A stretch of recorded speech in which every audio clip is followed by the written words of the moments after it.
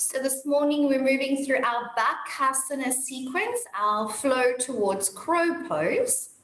So we'll start lying on your back and bring the soles of your feet together into a lying down butterfly pose. And just start to feel a gentle opening into the hips with your arms down to your sides, palms facing up towards the ceiling, gently flattening your shoulder blades underneath your back. Draw your awareness down to your breath. And take 5 long, deep breaths here, just to ground here on your mat this morning.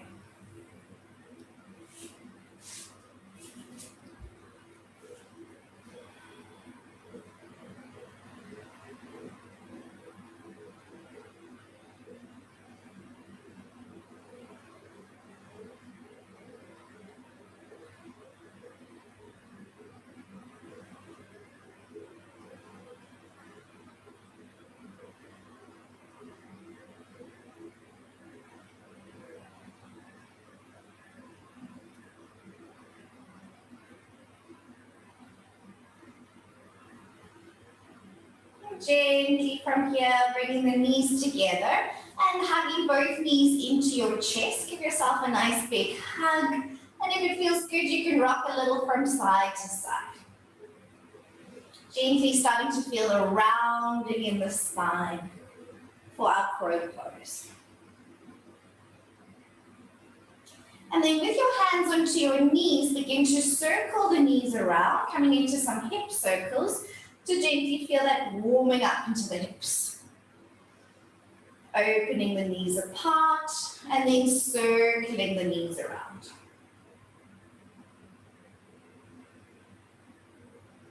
And then when you're ready, change direction and circle those knees the other way.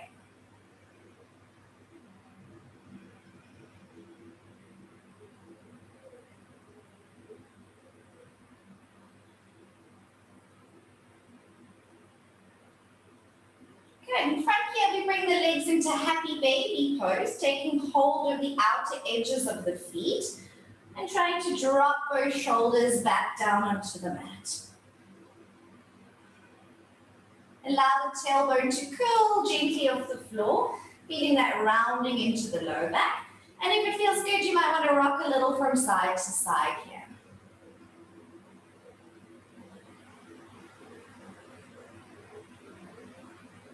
Keep holding your right foot in happy baby and release your left foot onto the ground. Increase your happy baby stretch on the right by drawing your right knee in a little bit deeper to the side of your body. Feeling that stretch into the inner thighs and inner groins.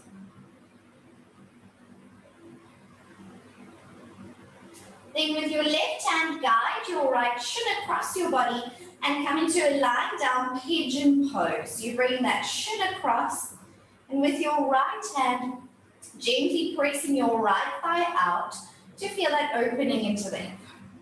And if it's feeling a bit tight this morning, you can gently rock that leg from left to right. Just feel a nice stretch coming into those hips.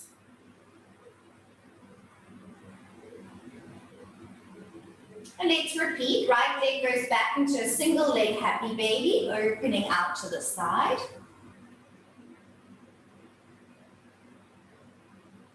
And then gently moves back across your body into your lying down pigeon pose and pressing that right thigh out.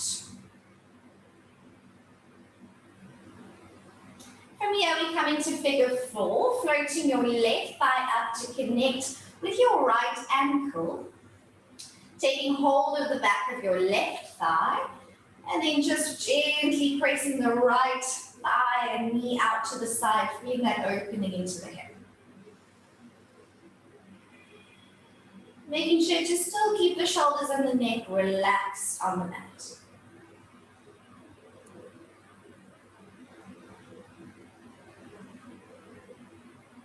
Keeping the legs in figure 4, bring your arms out to the sides and take a little twist towards the left, landing your right foot off to the side of the mat into a twisted figure 4.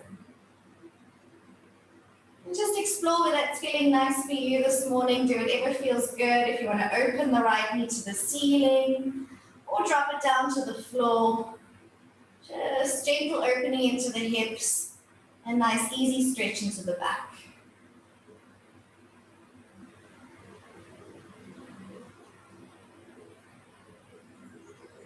Slowly we draw ourselves back to center and back into your happy baby pose, taking hold of the outer edges of the feet.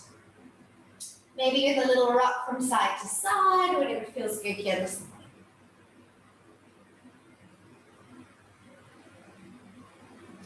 Keep holding the left foot in happy baby as you release your right foot onto the mat. And deepen that happy baby stretch on the left.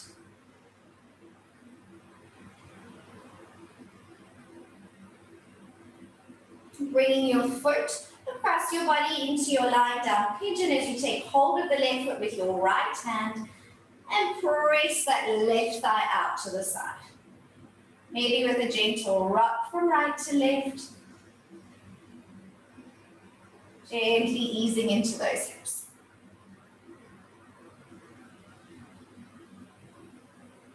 Bring your leg back into happy baby pose, stretching through the inner thighs.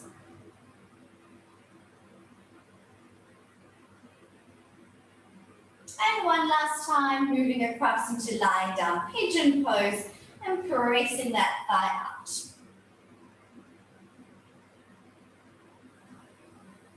Moving into figure 4 as you float your right leg up to connect with your left ankle. And then taking hold of the back of the right thigh or shin and dropping the shoulders back to the mat. Nice deep breaths.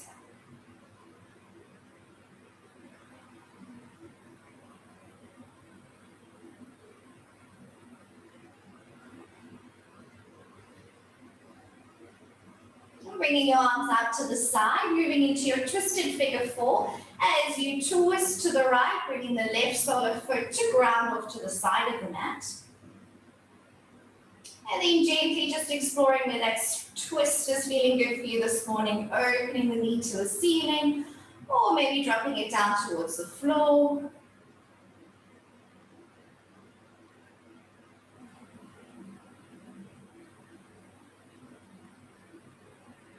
When you're ready, gently drawing back through center and just hug both knees into the chest.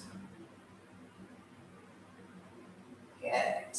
Coming into our Gomukhasana, cow face legs, lying down, straightening your legs up towards the ceiling.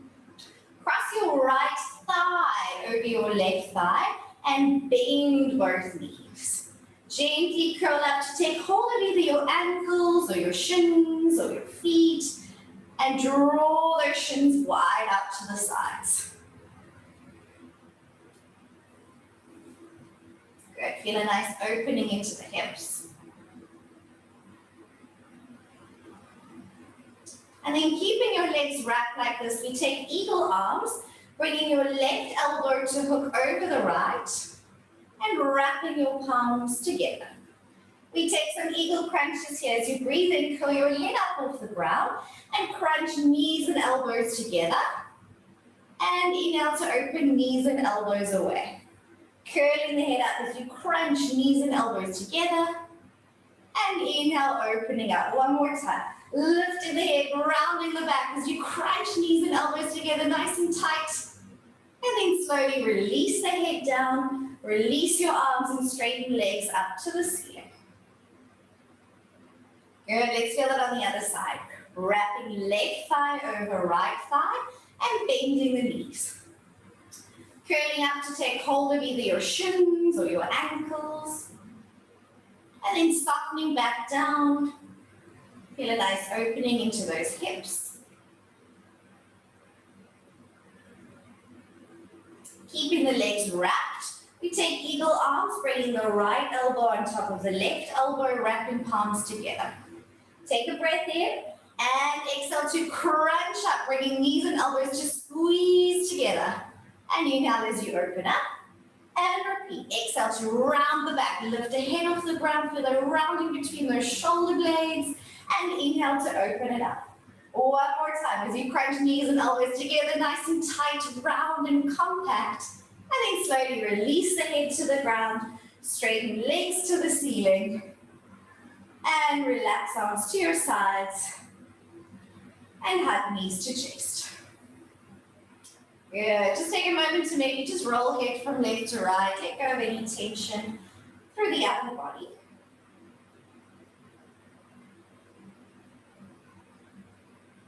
We're coming into our lying down crow position. So with your big toes together and your knees apart, bring your legs into like a diamond shape. Reach your hands up towards the ceiling. Pull your fingertips back towards you so you're pressing into your hands. Take a nice deep inhale, and as you exhale, curl your head up to bring your upper arms between your knees, and see how high you can shuffle your knees towards your upper arms. Round your back as you press through your hands, nice and round and compact.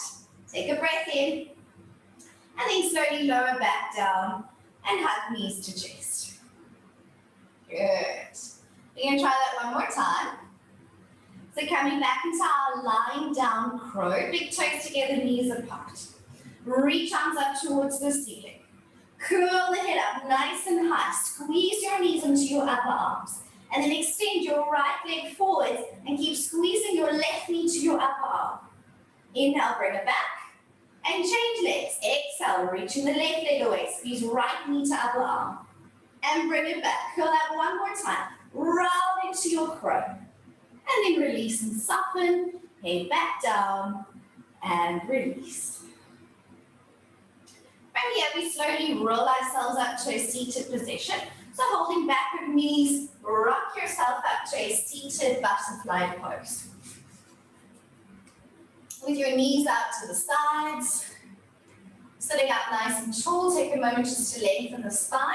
And remember from yesterday, this feels best with your fingertips behind your back and just pressing your thighs down. If that helps you to get more open in the hips, then stay upright.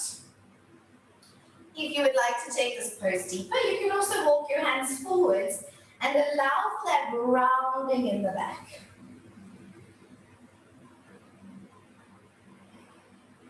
Take a few deep breaths here, wherever that's feeling good for you this morning.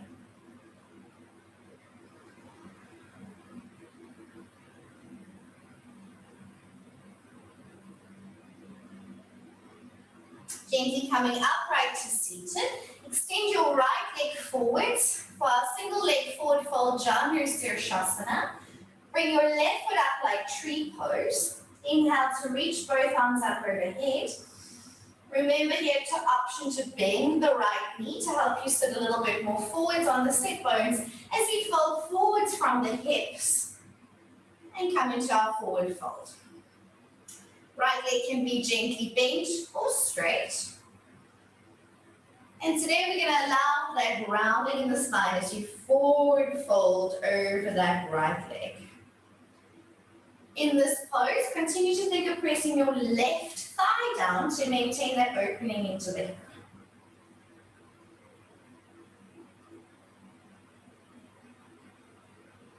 Coming up as we now lift the chest, reach arms up overhead. Take your left hand back behind you with your fingertips pointing towards the back of the mat. Sweep up onto the left knee as you come into a kneeling side plank, pressing the hips up, pushing through that bottom hand, sweeping up, and then slowly lower hips back to the ground. Bring soles of feet together, back into your butterfly pose. Good. On the other side, we extend the left leg forwards. Bring that right sole of foot to comfortably touch your left inner thigh. Knee can be slightly bent if that's working for you. As we inhale, reach arms up. And exhale to forward fold. Good. Rounding softly forwards and continue to press your right thigh down to the mat. Breathe in.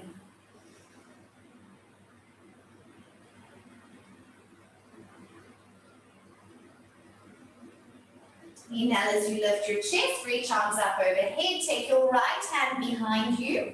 Fingertips pointing off to the back of the mat as you sweep up onto the right knee, kneeling side plank as you press up through the hips and push down through your bottom hand. Take a nice deep breath here. Lovely. And then slowly bringing hips back to the ground, back to butterfly pose, soles of feet together. Just feeling at last opening into the hips here in your butterfly. Gently bring the knees up and ground the soles of your feet out in front of you with your feet hip distance apart. We're moving back into a seated crow position. So you can take hold of the back of the knees and just round back off your sit bones. Either rounding in the spine, abdominal muscles, friction on. Float one leg up, followed by the other leg. So you're almost in a little seated Navasana boat pose. Bring big toes together to touch, knees open out to the side like a little diamond. Press into your hands, round into your back and see if you can squeeze your knees towards your upper arms. Push into the hands, round through those shoulders. And then extend your legs forwards, Navasana, boat pose. Knees can be bent or straight. And then round back into your seated crow. Bringing knees to upper arms, pushing through the hands, rounding through the back. Lovely. Take one more breath here. And then gently roll forwards onto hands and knees. Coming up onto all fours. Good. With hands underneath your shoulders. And knees stacking underneath your hips. Take a nice deep breath in. And exhale, round up into your cat stretch. Feel the rounding between those shoulder blades. And the push into your hands, nice strong active arms. Look forwards and take a little lean forwards over your wrists. Look forwards, lean forwards are the actions we want to do in our crow pose. And then gently rock that back and uncurl back to a neutral spine. We take the right leg back behind you, inhale. And knee to right upper arm, so taking that leg to the outside of the arm as you hook knee towards the tricep for one. And inhale, kick that leg back. Exhale, right knee to upper arm for two. See how high you can hook your knee towards your tricep. And kick back. One more time, knee to upper arm, hold it there, look forwards. Lean forwards over your wrists. Like a one-legged crow. Take a big step forwards with that right foot. And come into your lizard pose. So your foot is out to the side. Bring your hands flat to the mat. And for a moment, just squeeze your right knee to your right upper arm, just feeling that connection of your inner thigh squeezing it. From here, tuck your back toe, straighten your back leg, and step your left foot forwards to a Malasana squat. And squatting down with the feet wide. Knees coming to the upper arms. Rounding through the spine, hands in prayer. Take a breath. Bringing the hands back to the mat. Stepping your right foot back. Bring your right knee down. Bring your hands back a little bit closer. And then sweep your left leg back behind you to flow through on the other side. Left leg is back, we breathe in. Exhale, left knee to left upper arm. Hook your knee to your upper arm. And inhale, kick back. Two more times. Exhale, knee to upper arm, hook. Inhale as you reach back. One last time, keep that knee hooked on your upper arm. Look forwards, lean forwards over those wrists. Good. Big step forwards into lizard. Bring your hands forwards and allow the hips to drop down. In your lizard pose, squeeze your left knee to your left upper arm, feeling that connection through the inner thigh. Tuck your back toes, straighten your back knee, take a big step forwards into a Malasana squat. At the front of your mat, squat down, feet wide. Hands to heart center.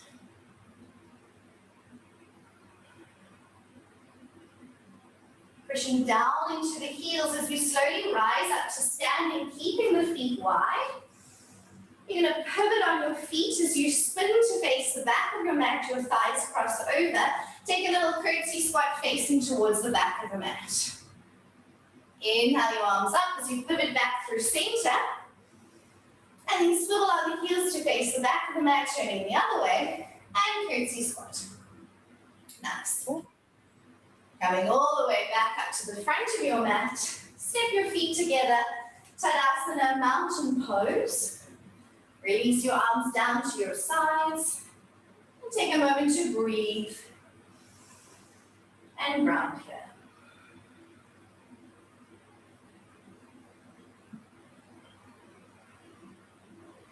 Moving into our Utkatasana chair pose and bringing it down into Malasana with feet together. Let's go. Bending the knees, sweep into Utkatasana chair. Sit your weight back into your heels, squat low. Continue to come all the way down into Malasana, opening the knees out to the side, rounding through the back. Bring your hands to the back. See if you want to take a jump back into plank. Alternatively, step back into plank. Nice. Slow, strong push into downward facing dog. Go on, lifting those hips in your downward dog and feel a strong push into your hands. Strong, active arms. Right leg sweeps up, three-legged dog. Bring your right knee to your right upper arms. 3 times we rock forward. Let's go, rock forwards. Knee to upper arm for 1. Inhale, kick back, three-legged dog. Rock forwards for 2. See if you can hook your knee on your upper arm and sweep it back. One last time, knee to upper arm. Hook it there, look forwards, lean forwards. Rock back, three-legged dog. Release back to downward facing dog. Gaze to the top of the mat. See if you want to take a little jump into a Malasana squat. Alternatively, step into Malasana. Or jump to that little froggy position. Good. Push down through the heels, chair pose. Sweep arms up. Inhale, rise to standing.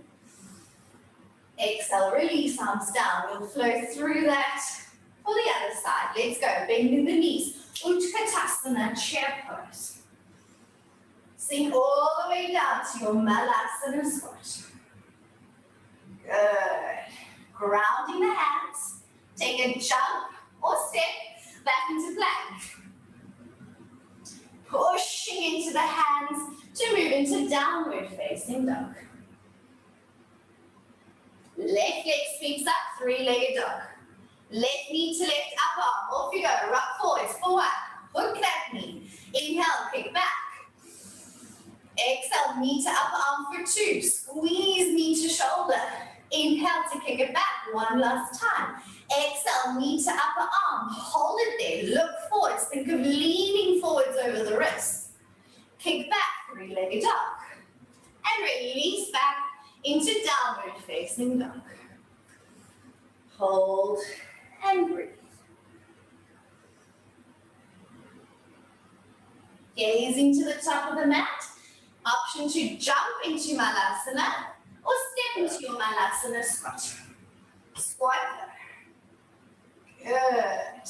Pushing down through the heels, Utkatasana, chair pose. Rise up to standing, high mountain. Inhale, reach arms up. And relax arms down to your sides. Take a few breaths here to ground.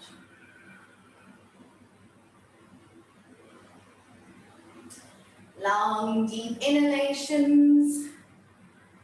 Long, deep exhalations. Come back to your breath.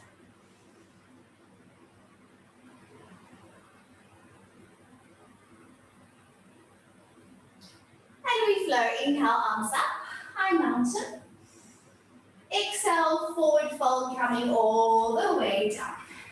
Relax the back of your neck.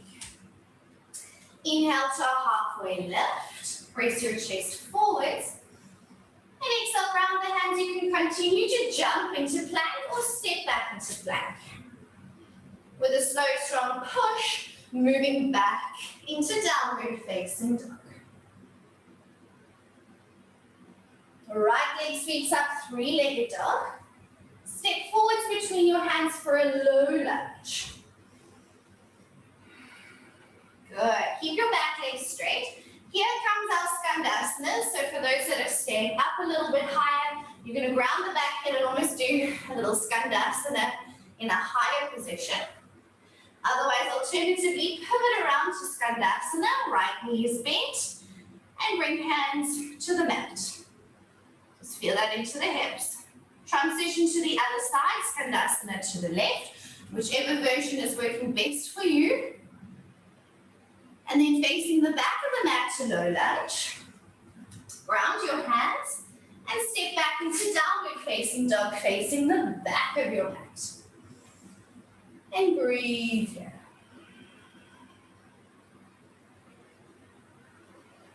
Left leg sweeps up, three-legged dog. Step it through between the hands, low lunge.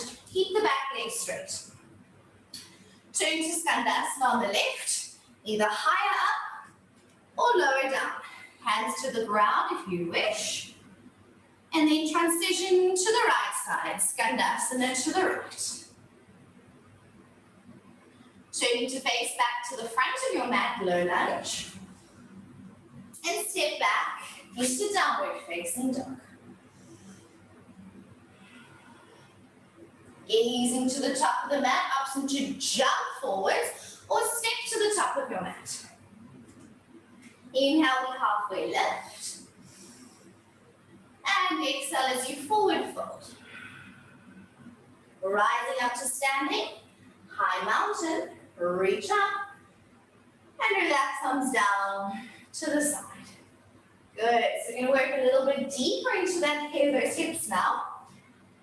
As we move through our moon salutation. We're going to do a little differently today.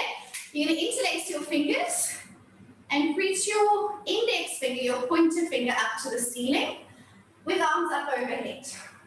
We're going to take a little half moon like this to the right, a little half moon to the right. And inhale, arms up. And a little moon to the left. And inhale, arms up. Take a big step out with your left foot into a goddess pose. Good. Pressing the thighs out nice and wide. Feel that opening into the hips. Straighten the legs. Triangle. Turn right foot out 90 degrees. Left toes turn in. Natural hip position. Reach to the right and move into your triangle pose. Hand to shin or ankle. And open up through the chest as you lean your shoulders back. Lovely. For pyramid pose, you fold over your right thigh and turn onto the ball of your left foot. Moving into our Anjali Asana, low lunge with the back bend. Ground your back knee. Inhale, arms up. Just briefly. Exhale, hands come to the inside of that right foot as you move to Skandasana, either higher up, maybe here you want to keep your hands on the floor, or lower down. Transition to the left side, higher up, or lower down. Turn to face the back of the mat, low lunge, ground the back knee down. Inhale, arms reach up. Exhale, arms come down. Pyramid pose, straightening the left leg. Nice. We move into triangle pose, ground the back heel, left hand to left shin, open up for your triangle. Natural hip position, lean those shoulders back. Come up for goddess pose, pressing thighs out to the sides, feel that opening into the hips. Take a big step to the back of your mat, so step to your left foot. Inhale, arms up. Exhale, arms down. Release, mountain pose at the back of the mat. Well done. We bring that back in reverse. Interlace fingers, pointer finger up. Reach arms overhead. Take a little side bend to the left. Hips and shoulders still pointing forwards. Inhale, come up. Little side bend to the right. Inhale to come up. The right foot takes a big step out into goddess pose. Good. Straighten the legs. We move to triangle on the left. Left foot turns out 90. Right toes turning, slowly moving to triangle pose on the left side. Good. Turning to pyramid pose, folding over the left leg. Low lunge, bring the back knee down. Inhale, arms up. Exhale, hands down to the inside of that left foot. Turn to Skandasana, either high up or low down. And transition to the other side. Nice. Turning back to your right leg, back to the front of the mat. Low lunge, inhale, arms up. Exhale, arms down. Pyramid pose, straighten your right leg. Ground the back heel for your triangle pose, hand to shin, and opening up through the chest. Triangle pose on the right. Good. Coming up to goddess pose, pressing both thighs out, with that opening into the hips.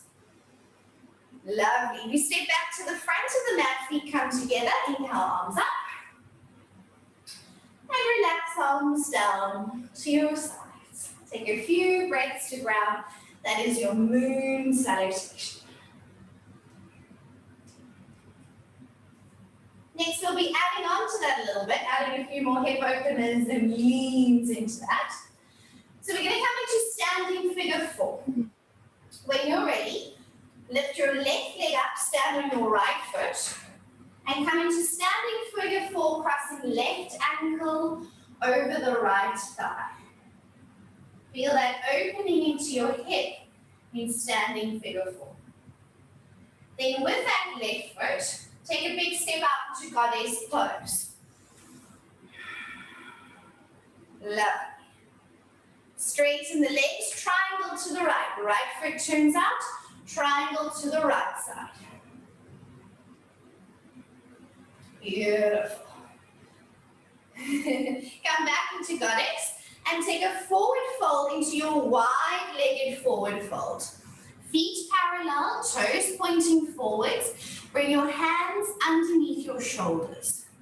Take a little look forwards. Remember we spoke about drishti. So if your hands are the bottom corners of a triangle, your drishti is looking forwards towards the top corner. Look forwards and take a little lean over your wrists. Push into your hands, round between your shoulders. Feel nice and strong in that lean. And then slowly rock back into the heels. Good. Right foot turns out, triangle pose to the right, opening up. Good. And then turning to pyramid pose over your right leg, forward fold.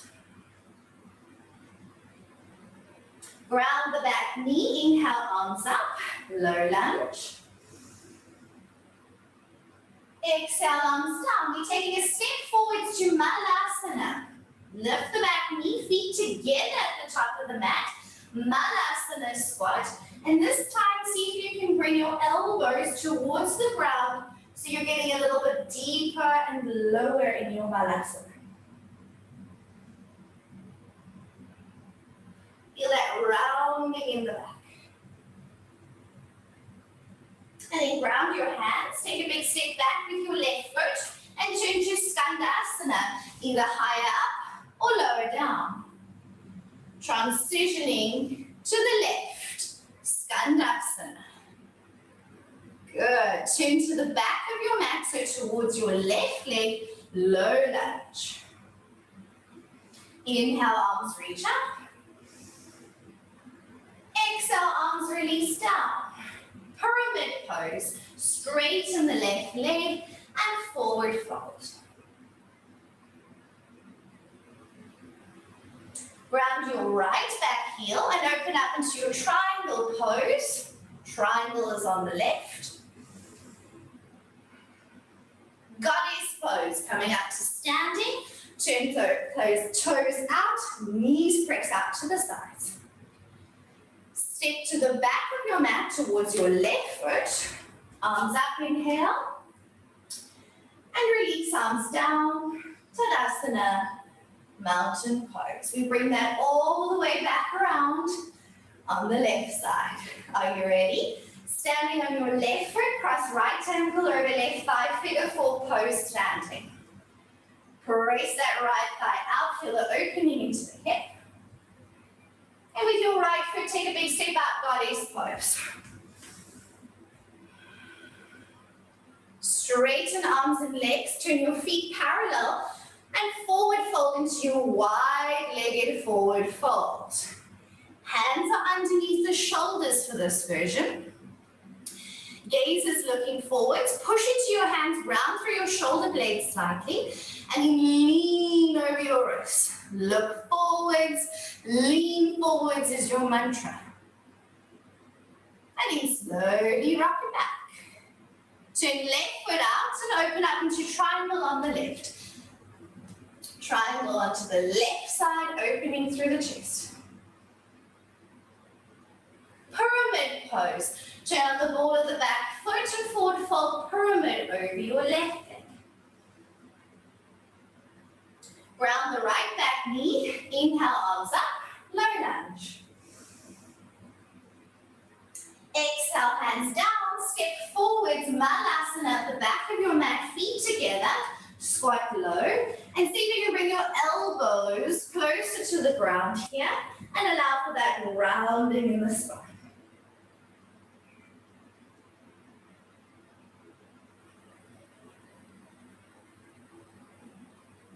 Rounding the hands, take a big step back with your right foot and turn to open up into Skandasana. Skandasana on the left, maybe hands are in prayer now. And in Skandasana to the right. Back to the front of the mat for low lunge to the right leg, round the left back knee, inhale, arms up. Exhale, hands down, pyramid pose, straightening the right leg, forward fold in your pyramid. Round the back foot, right hand, right shin, triangle pose. Opening up. Inner thighs and hips are feeling nice and warm now. Coming up for goddess pose. Press thighs out to the sides.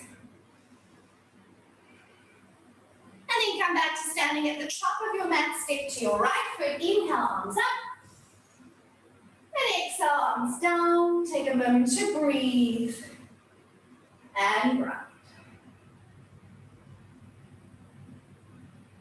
Come back to your breath.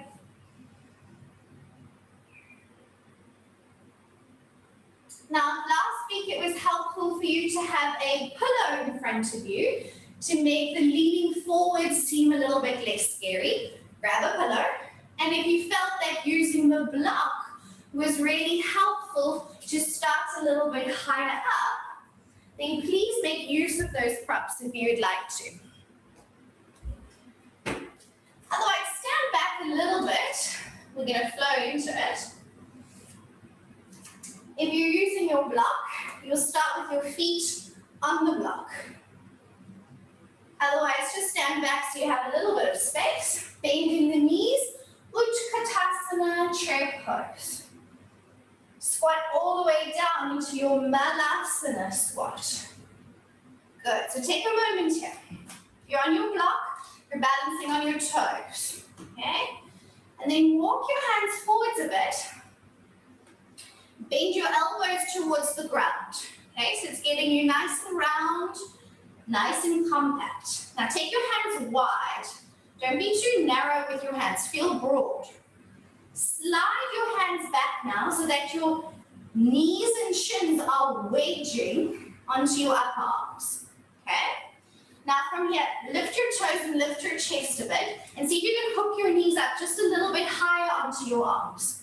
Make sure that shelf that you've created with your arms feels stable. Now remember, look forwards. Lean forwards is your mantra. You look down, you go down. So look forwards. Lean forwards. Just feel the lean. And if you want to lift one foot and put it down, then the other foot, go for it. If both feet float, go wherever you're happy to. And then gently rock back. Come back up to standing, shake it out. We're going to give it one more go. You can continue to use your block and your pillow, or if you'd like to try it without, doesn't really matter, whatever feels most comfortable for you. Again, Utkatasana, chair pose, bend the knees. So D, have your toes on the block. So your feet are actually perched on the block, yes. Squat all the way down into Malasana. Okay, now don't rush your support here, don't rush your setup. Bring your hands to the mat. Bend your elbows nice and low, as if you're gonna put your elbows on the floor. Then drag your hands back until they don't drag back anymore. Hands are wide, not too narrow. Now lift your chest and rise to the balls of your feet. From this point, you want to just snuggle your knees on your arms a little bit more so you make sure that feels secure. Now, look forwards. Just gently start to lean forwards. Look forwards is the most important thing. Use your weight of your head to bring you into that lever. You can just lean, maybe lift one foot, maybe lift both feet. Nice, Miriam. That's a D. You're looking down. D, look at your pillow. Yes, D. Now lean towards your pillow. You've got it. That's it, Amy. Good. Nice, Matt. Good. That's it, Sheena. Now point your toes. Just makes it look pretty. That's it, Belinda. Yeah, Elaine. Don't overdo it on that shoulder. Good. Yes, Marley. That's looking so good. Just one foot, then the other foot. Just play with it. You've got it. There was a second there. I saw it. Yes, Clara. Nice. Yes, Lara. Looking forwards. Just feel one foot becoming lighter. Just feel where that sweet spot is. Perfect, Lara. Perfect. All righty. Yes. Now, Matt, begin to straighten your arms. Start to push the floor away and begin straightening arms. That's going to take it to the next level. Yes. Nice. All right. When you're done, have a sit on your bum. If you're still having fun, go for it. Nice, Nicole. If you still want to go for it, go for it. Otherwise, just have a seat with your legs crossed and take a few breaths. That's it, Annalise. Nice set up there. Yes, Annalise. Slowly lifting those feet. Nice, Ron. Very nice. Yay, Annalise. Nice float. All right, everyone come to sitting with your legs crossed. We're going to do more arm balances later, so let's not kill it. Just sit with your legs crossed and fingertips behind your back, sit up nice and tall. Well done. Okay, we've done a lot of rounding, so just be upright for a moment. Fingertips behind your back and actually begin to lift your chest and almost feel like you're moving into a little sense of a back bend. And then take your left hand over to your right knee and take a gentle twist to the right. Gentle twist to the right. Good. And then bring your left hand back behind your back, sit up tall, and lift your chest. And then take your right hand over to your left knee and start to move into a gentle twist towards the left.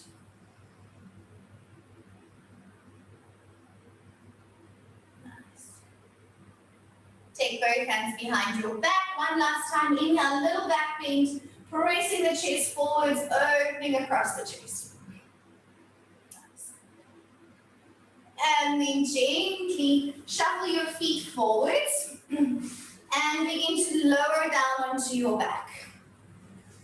Come to lying down. And if you want to windscreen wipe your knees from side to side. Lovely. Settling down onto your back. We'll do a bridge pose. Just to counterpose all the rounding in the back, a gentle back bend. So ground your feet hip distance apart and bring your arms down to your sides. From here, press down into your feet and press your hips up towards the ceiling. Lift the hips up nice and high. Remember how we spoke about the neck yesterday? Keep your chin gazing straight up to the ceiling, eyes straight up. And if you'd like to bind your hands, you can gently interlace your fingers, roll off to one side, tuck the shoulder, then the other side, tuck the shoulder. Resist the urge to wrench your hands down towards your feet. Just think of pushing your upper arms into the mat and lifting your chest and lifting your hips, keeping your neck in its natural curve. Nice. Take a nice deep breath in here. And then you can gently unbind your hands if you've interlaced them and lower your hips back onto the ground. If you're ready, you can straighten your legs and move into your Shavasana. If there's any last poses or twists or release that you feel that you need in this moment, please do whatever feels good. When you're ready, become comfortable and begin to relax. Recording, we're going to start with Parigasana, gate pose. So this is a lovely kneeling pose. You might not have been taught this pose before. It's not often used in classes. I think it's a really fantastic pose. And it's also a lovely pose when it comes to peak pose sequencing, because it has a lot of similar shapes to other poses. So if you look at the picture there, one leg is out to the side and she's kneeling on the one knee and then in a little side bend. What are the poses? Okay, well, first of all, let's break down the pose, okay? What is happening in her leg that's out to the side? What's happening in the joint?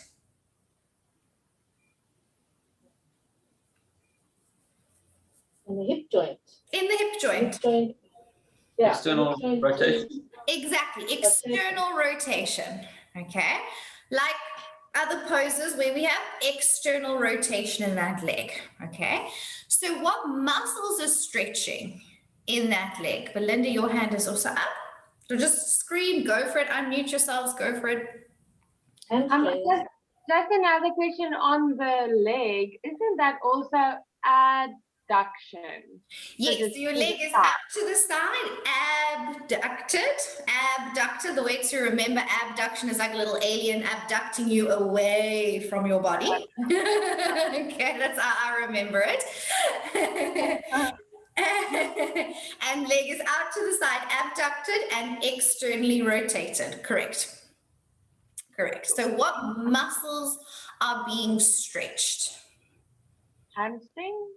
Hamstrings and, yes, Nicole, inner thighs. Okay.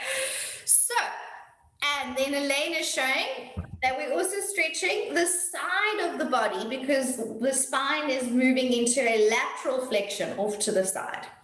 So if we think about, okay, we've broken down that pose pretty much into those big movements, okay? It's a side bend, I'm stretching my inner thighs and my hamstrings in external rotation. What other poses do I do that in? Pyramid, triangle. Triangle pose. So triangle, it's basically like a triangle leg up to the side, right? So this would be basically like a kneeling triangle pose. Yeah? And then what are the poses? Let's take it one notch higher. Which of the balancing poses are we stretching our hamstrings and our inner thighs? Don't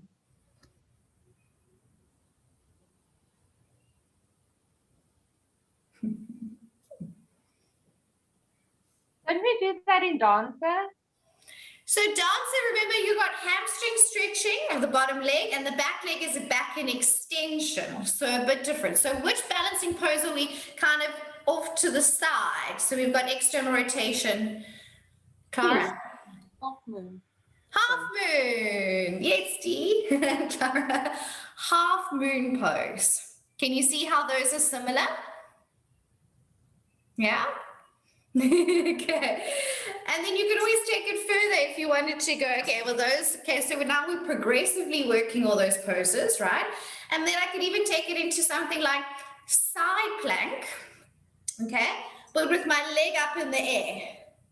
So maybe I bow my big toe and I'm taking my leg out into the air, into side plank. I'm stretching my inner thighs, stretching my hamstrings in a side plank. And can you see how you've used those poses to progressively move towards a big peak pose with similar joint actions and similar muscles that are being stretched or worked?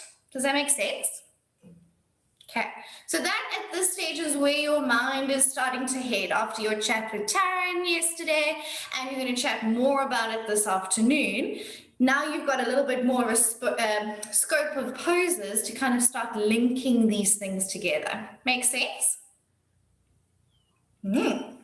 And it's tricky. It is hard because you're having to apply all this anatomy stuff that you're learning now into the poses and then breaking down a pose and then sequencing with other poses that are prep poses for it.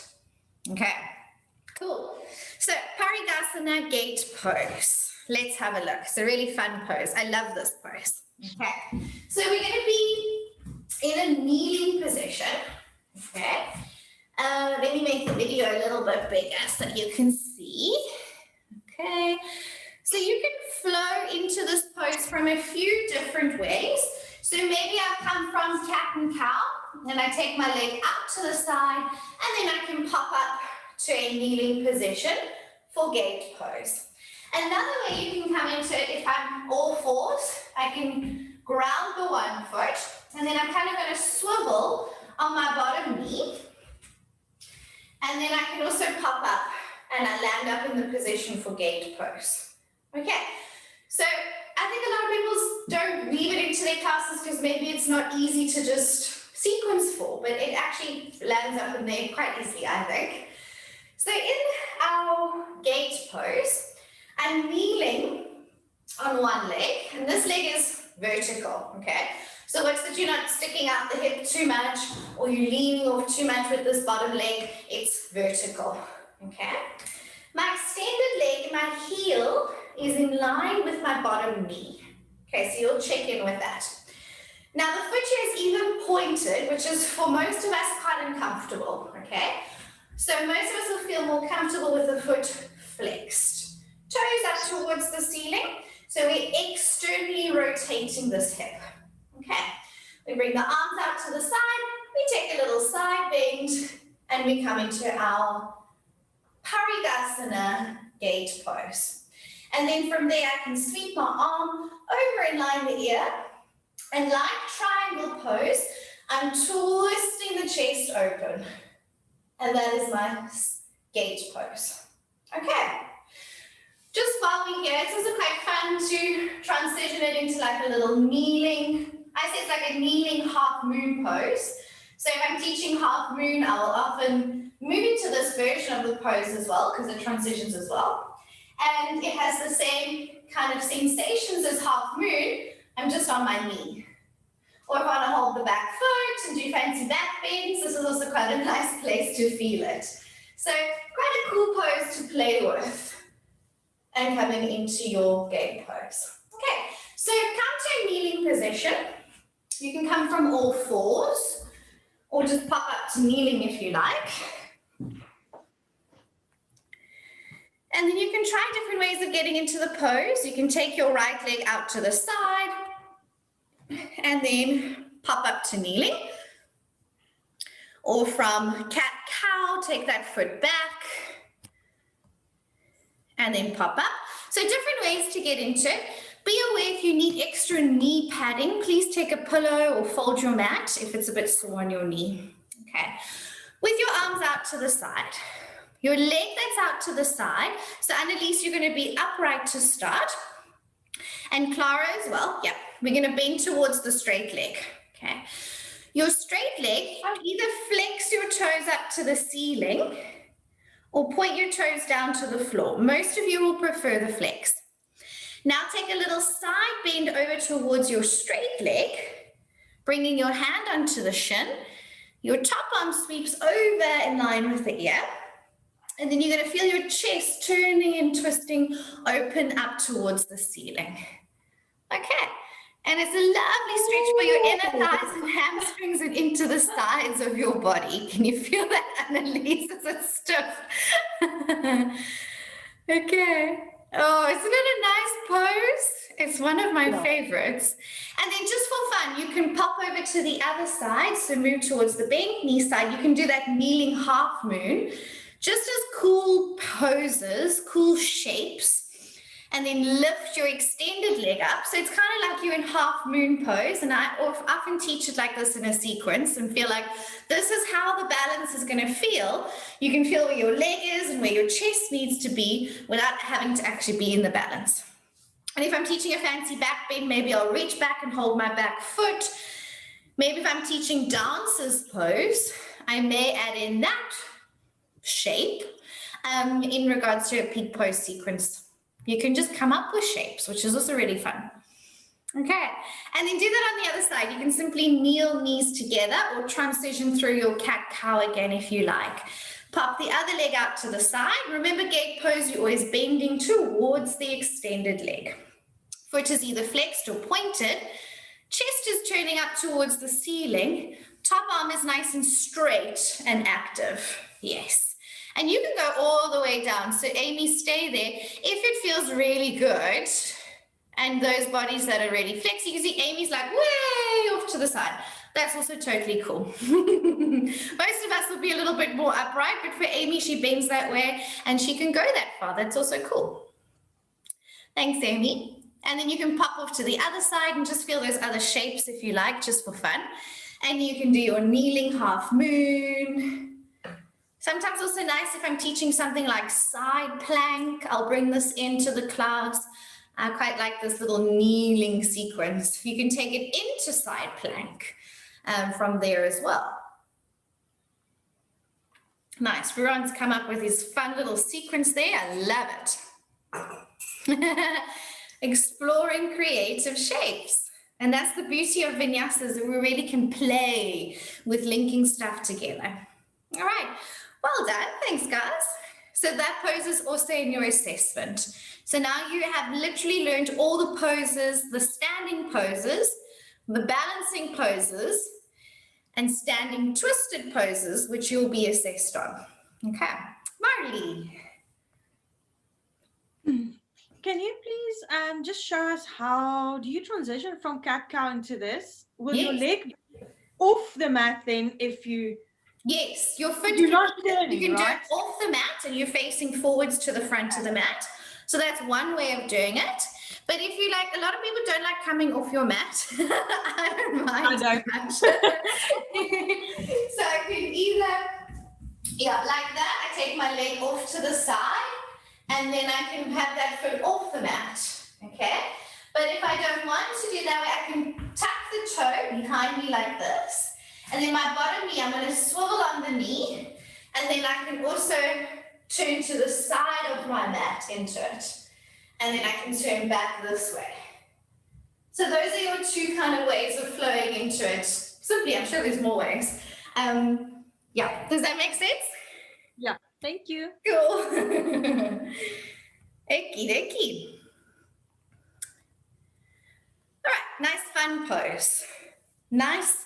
And it's a very cool one to progressively put into a sequence, like a baby version of other poses. Cool. All righty, so we're going to move on now.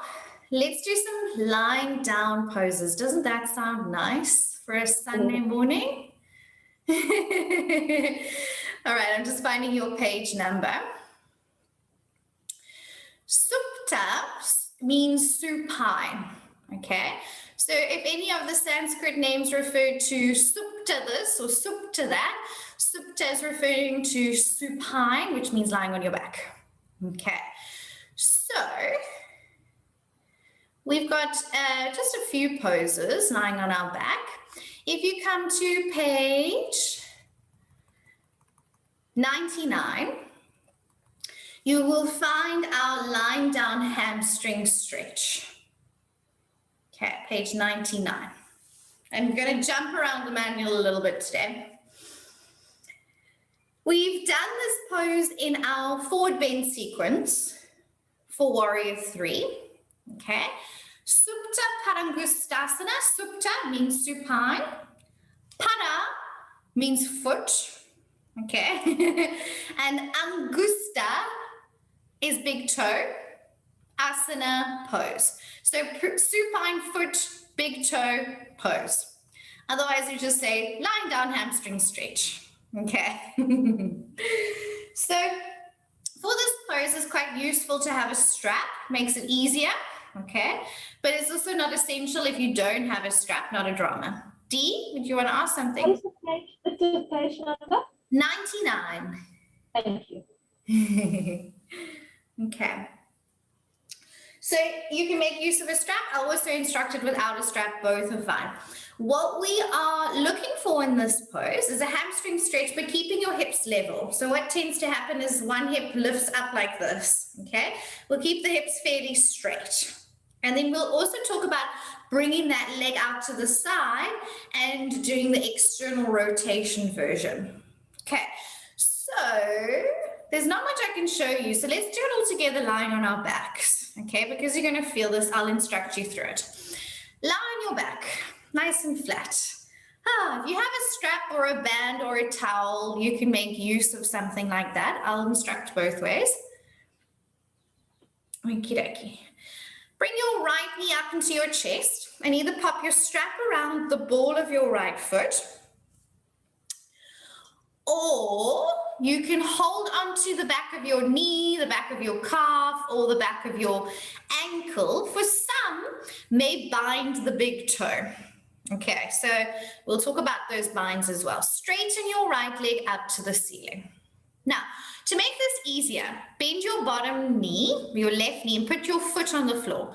If your left foot is grounded, your right foot will come closer towards you. Okay, so this is a helpful way. If your hamstrings are very tight or your students have tight hamstrings, this makes it easier, okay? Otherwise, we do the pose with the bottom leg straight along the floor. I don't mind which version you do, okay? We want to try and get that leg towards 90 degrees. That's kind of the goal. If there was a goal, it doesn't really matter. So if it feels easier for the bottom leg bend, feel free to do it that way. Your leg is straight and your foot is flexed. So you're feeling a nice stretch into your hamstrings. Now the hips. What tends to happen if your right leg is up, your right hip tends to want to lift up towards your waist because we're trying to get that foot closer. Try and keep your hips fairly level. Like in pyramid pose, when you scissor the hips back, drop right hip down. Okay, that's it.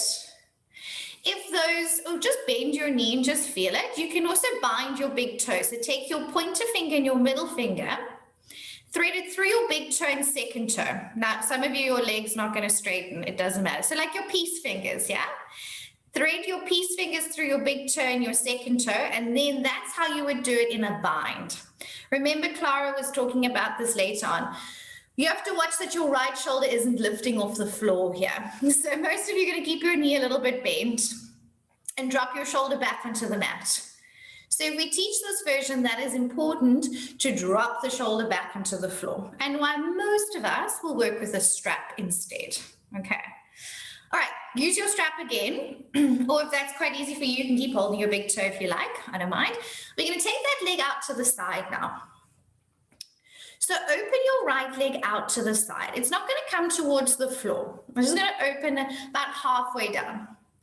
And then lift your right toes up towards your right ear. So it opens out and then up towards your ear. Yes. So now we've brought an external rotation into that hip.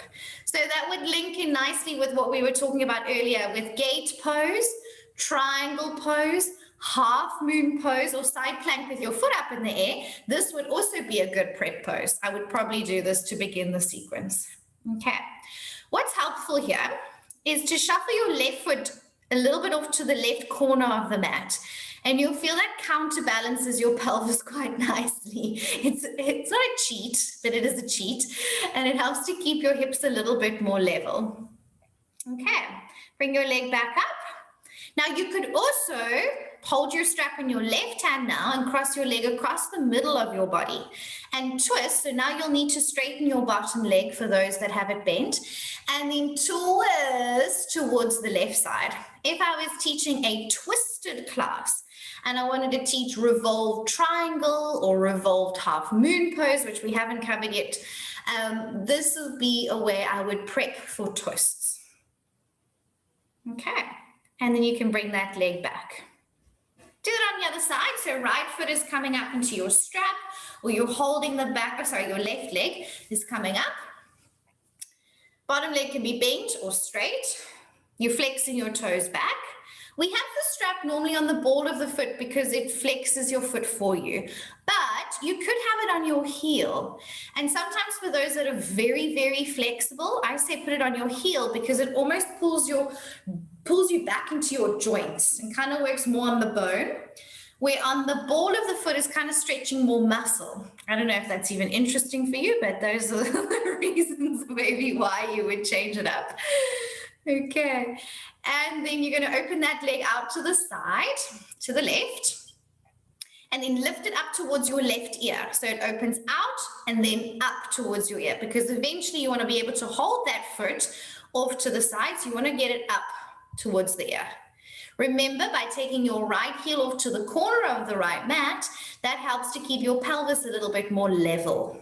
Okay, your hips might not point straight up to the ceiling. It's because natural hips again, right? But you also don't want to rock all the way over to the left side. So there is a sense of grounding still through the right leg and right hip. Okay, and then you can do the twisted version. Bring that leg back up through center and then twist it over to the other side. And swap hands. You'll hold that strap in your right hand, left arm out to the side, and then you are doing a twisted version of the pose. And your bottom foot is going to roll with you. So allow that bottom foot to just go along with you. And that foot might come all the way across towards the floor. It might not. Very strong stretch for the outer thigh, right? Okay, well done. When you're ready, you can release and come back up and let me know if you have any questions.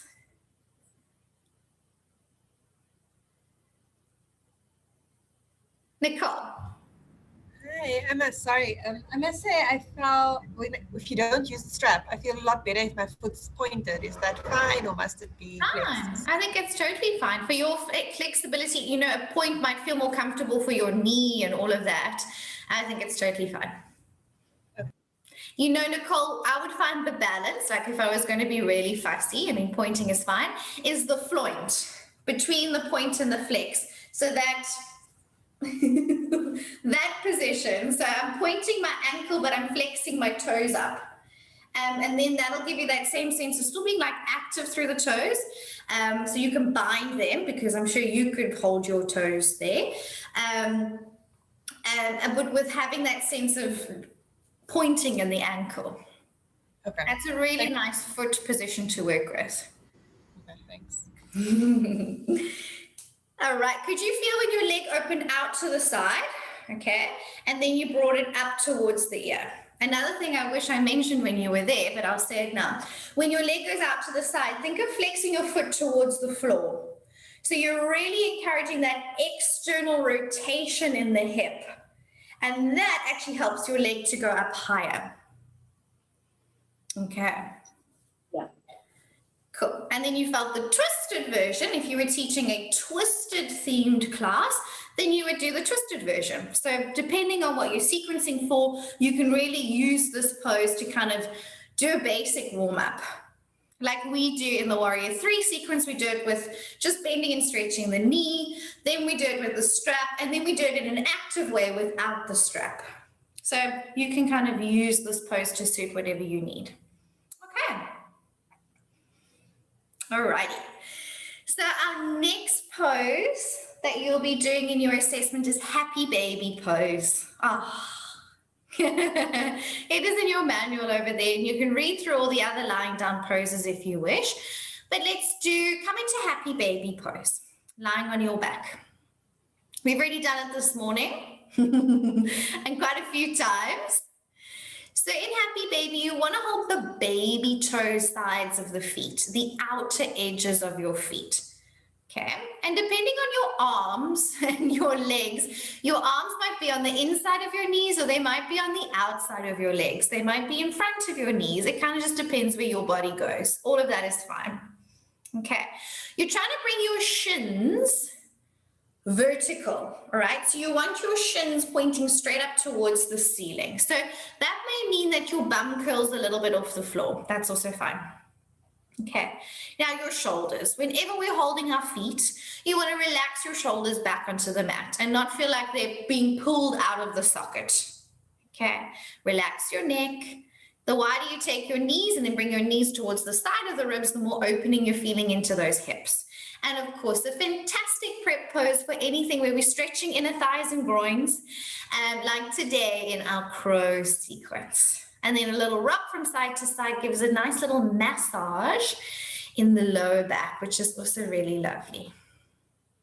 Okay. And then you can release and ease on up. Okay, often feels quite good for the back. Any questions around those lying down poses?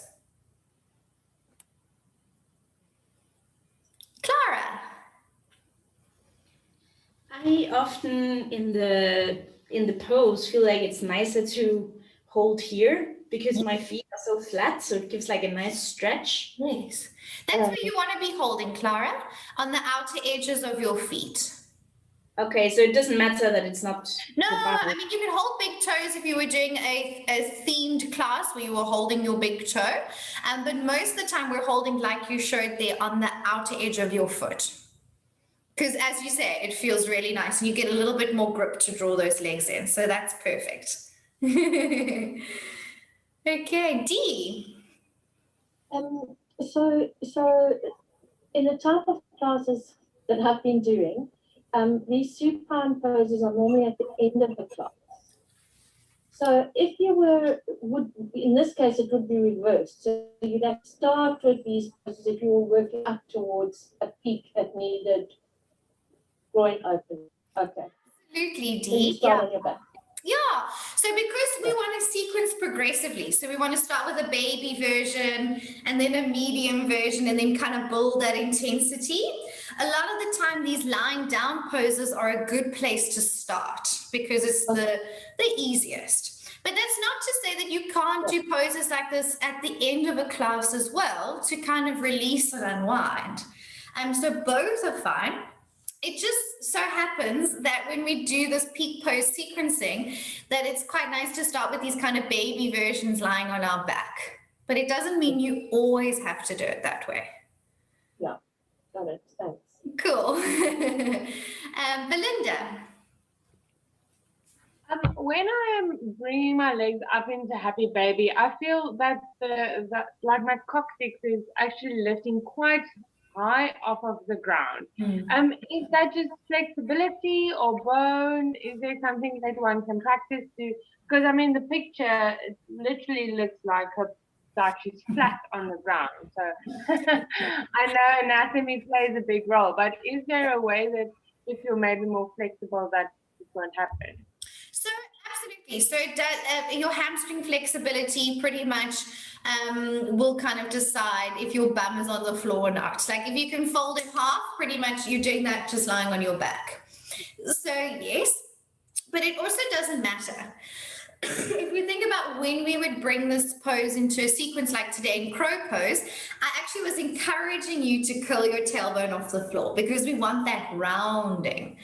And if it was for a particular reason that you wanted to keep the pelvis dropped on the floor, maybe because you were doing a pose with a straight back and your leg in that position, like a holding and moving onto the side like a balancing pose like this, then you could instruct that and then encourage more of that drop in the pelvis, which would probably mean that you'd have to do less, which may mean that you won't be able to hold your feet. So I think it's also for you with your long arms and your long legs and your shorter torso, I think it's mostly just proportions. Your bum has to curl a little bit for you to get there, and hamstrings, but not important.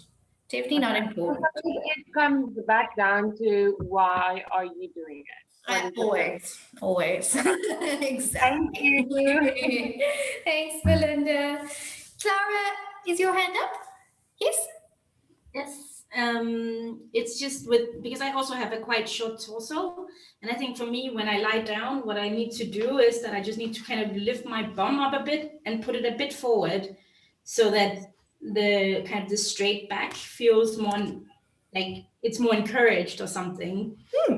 Totally. Sometimes it's like shuffling your bum down a little bit. It's like just getting your bum flesh down a bit can also feel that you're flatter. And that's what we're all working with different stuff in our bodies, and you'll feel like little extra things. Like for Clara, that really is helpful. Where someone else might feel, oh, that, you know, so absolutely cool. Figuring out the pose and how it suits your body is awesome, because the more you explore how it works for you, maybe it's going to be helpful for your students as well, because as a teacher, you need to think about how that's going to work for someone else and kind of think about different options. So it's complicated. Yoga teaching is complicated. There's a lot going on. You're moving bodies, and understanding anatomy and understanding different people's bodies is a skill that will come the more bodies you teach and more experience you have with working with different bodies and kind of just testing options to see what works. So exciting stuff, hey? Okay, those are all your lying down poses. So we're going to move on to some seated twists, and then I will have taught you all of your seated poses. So if you just turn back a little bit, okay, you're going to find the poses that are in your assessment here, Ardha Matsyendrasana on page 91. Okay. So we've learned our standing twists. We learned revolved chair pose. We did a twist in a low lunge, and we did a twist in like a high lunge, and you could have brought it into a revolved side angle pose. So those are the main twists that you'll be assessed on in your demonstration. Okay, there are loads of twists, okay, but these will be the most accessible ones for you to start off with. When we're looking at things in terms of peak pose sequencing, what twist could we use as a peak pose?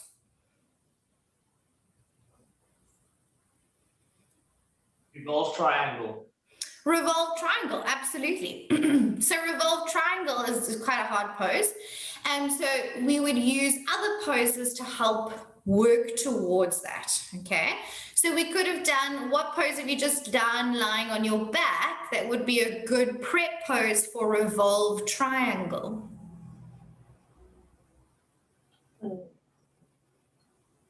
What it's called when the leg's up and then you pull it over.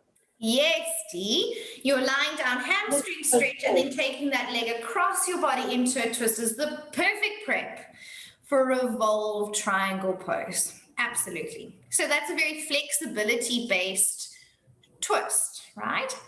And then we can also look at other peak poses. Think of side crow. Has anyone done side crow before? It's like, geez, just started with crow, now you're talking about side crow. So side crow is where you hook your elbow on your outer thigh, okay? And then you balance in a twist, basically like crow, but your knees are together like chair pose twisted, and you're balancing on your hands, okay? We may talk about it and explore it a little bit later on. So then in those twists, we need a hook of your elbow to your outer thigh, okay? And then what poses would be good prep poses to feel the hooking of your elbow to your outer thigh for something like side crow? Twisted chair. Twisted chair is basically side crow in a chair, absolutely. And where else do we feel the hook of the elbow? Like the twisted warrior. Exactly, the twisted lunges. So twisted low lunge, the twisted high lunge, Anything where you have that hook of your elbow to your outer thigh is going to be a helpful experience to have to feel where to hook your arm to do a side crow. Okay, just as this pose that we're going to do next. Okay, Ardha Matsyendrasana. Ardha refers to half, and Matsyendrasana is like fish pose, Lord of the Fishes. Okay, so not the easiest one to give an English translation to. We'll just call it one-legged crossed over seated twist, just for sake of clarity. We will do this in your assessment. Okay, so we're going to have a look at the leg positions. And for those that struggled a bit with Gomukhasana yesterday, Matt, this is going to be tricky again because the legs are crossing over. Okay, so they're coming to a little bit of that rotation. Okie dokie.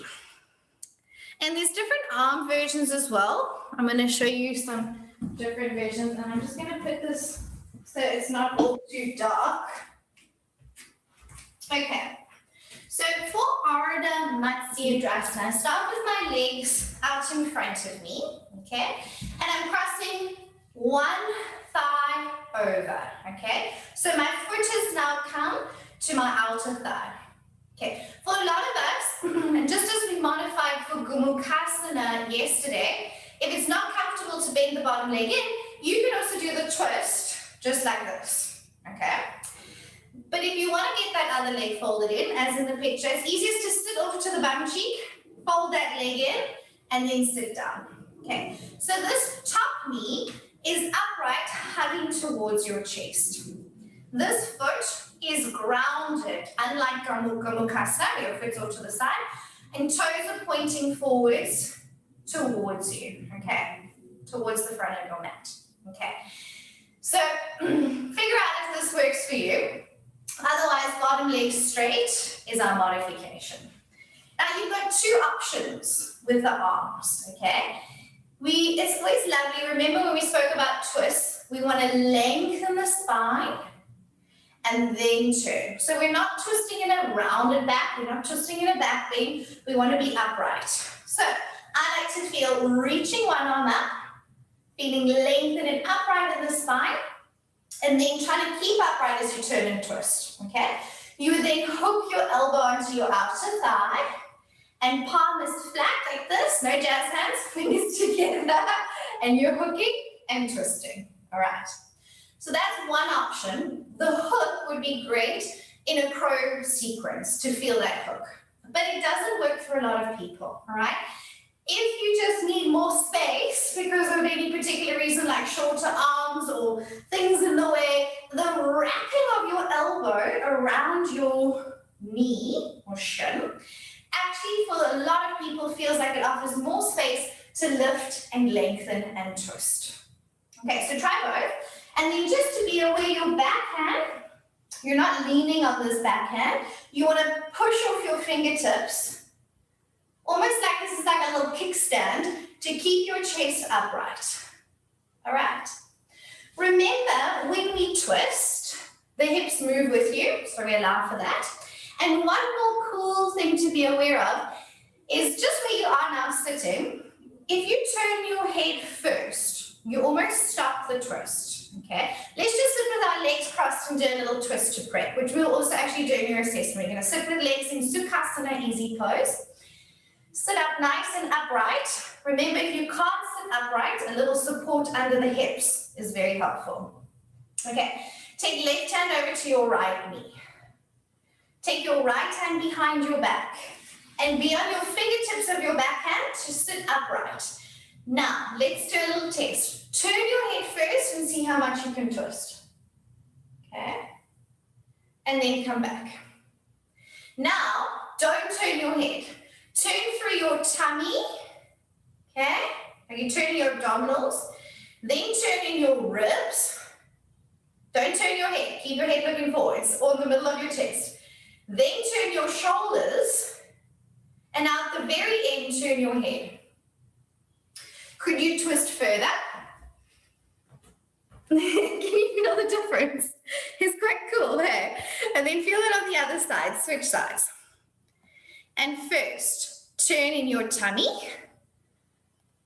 then turn in your chest, your ribs, then turn in your shoulders. Resist the urge to look backwards because that head just wants to go for it. And then lastly, turn your gaze to look over your back shoulder. Can you feel how you access more of a twist? Cool, huh? Okay, so that is a lovely way I like to teach twist, is spiraling from the base, moving upwards. Okay, resisting the urge to twist your head first. So that's one twist you'll do in assessment, just easy cross-legged pose. Let's try Ardha Matsyendrasana, one-legged cross twist. So sit with your legs out in front of you. Cross your right thigh over your left thigh and ground your right foot on your outer left knee thigh area. Okay, this is one option. Just hug your knee to your chest and sit up tall. This is an easier position. Okay, nice twist there, Ari, but we're going to twist the other way. Now, sit off onto your left bum cheek and then fold your left leg so that your heel is next to your right sit bone. Yes, that's an easy way to just tuck that leg in. If this is totally uncomfortable, you could sit on a block, which is the first way I would prop it. And if it's still terrible, you keep the bottom leg straight. Try and sit fairly even on both sides, but your right bum cheek might feel lighter. That's okay. All right. Now, the golden rule with twisting, so that you always twist the right way, is you always twist to your top leg or your front leg. Okay, the leg that's in front is the way you twist. So if my right leg is on top, lift your left arm up towards the ceiling, create length in the spine. You twist to the right because the right leg is on top, and off you go, and twist. So first, hook your left elbow to your right outer thigh. And then like a stop sign, press your palm forwards with fingers pointing up. Inhale, lengthen into your spine, and think of turning first through your tummy, then your ribs, then your shoulders. Lastly, turn your gaze back. Be on your fingertips of your backhand and push off your backhand to keep your spine upright. Bring your shoulder blades down a little bit and slightly together so your collarbones stay broad. Yes. And then release. Try the other version. Left arm up again, but this time wrap your elbow around your knee and shin. So you kind of hug that leg in. This feels really nice. Okay. And for a lot of people, it feels like there's more space to be more upright. Can you feel? And then feel the twist in that version. Hugging that right knee into your chest. And then Annalise, just push off your backhand a little bit more so you're slightly more upright. Yes, beautiful. And shoulders are down. Release, unwind, and feel that on the other side. Ruan, if it's feeling uncomfortable in your hips, grab one of your blocks and sit on a block. You'll feel how it's a game changer. Are you on something? Dee? Can you have that arm straight? Could you have it there? Yes, absolutely. You totally could. Whatever felt best to bring your shoulders down, first of all, and to keep your chest upright and spine long. Okay, go through that on the other side with your left leg crossed over. And then watch Sheena, you want to have your left foot on the floor. So your foot is grounded. So now you're in cow face legs. Hug your left knee into your chest and put the sole of your left foot flat on the floor. So your toes are going to point to me. Yes. And now lift that knee more into your chest. Correct. That's your leg position. Can you feel that? Okay. Because your left leg is on top or in front, you twist to the left. You always turn towards the top leg. And then Belinda, shuffle your right heel away just a little bit and ground your left bum just a touch down. So you've got space to anchor that hip just a bit more. There you are. A slight lift is fine, but just so that you have space. Feel the different arm variations. Feel your shoulders are down and your chest is lifted. And Ruan, you are twisting the wrong way. I mean, you can twist that way, but you want to turn always to the front leg. Yeah, it's okay. All righty.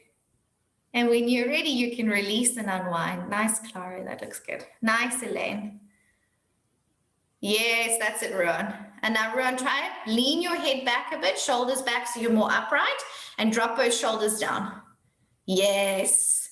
And then your arm that's hooked over, try and bring your forearm vertical so it's upright.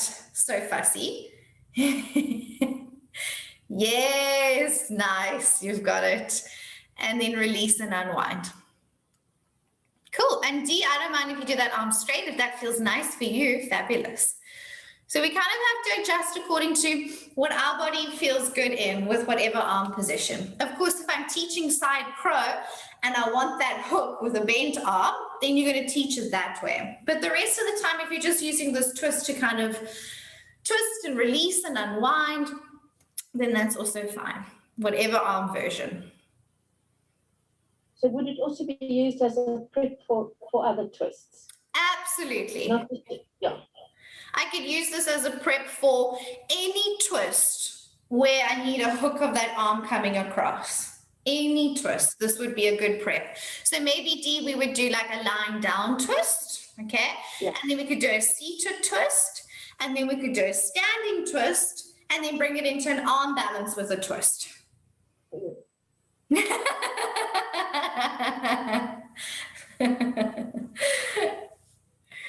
Okay.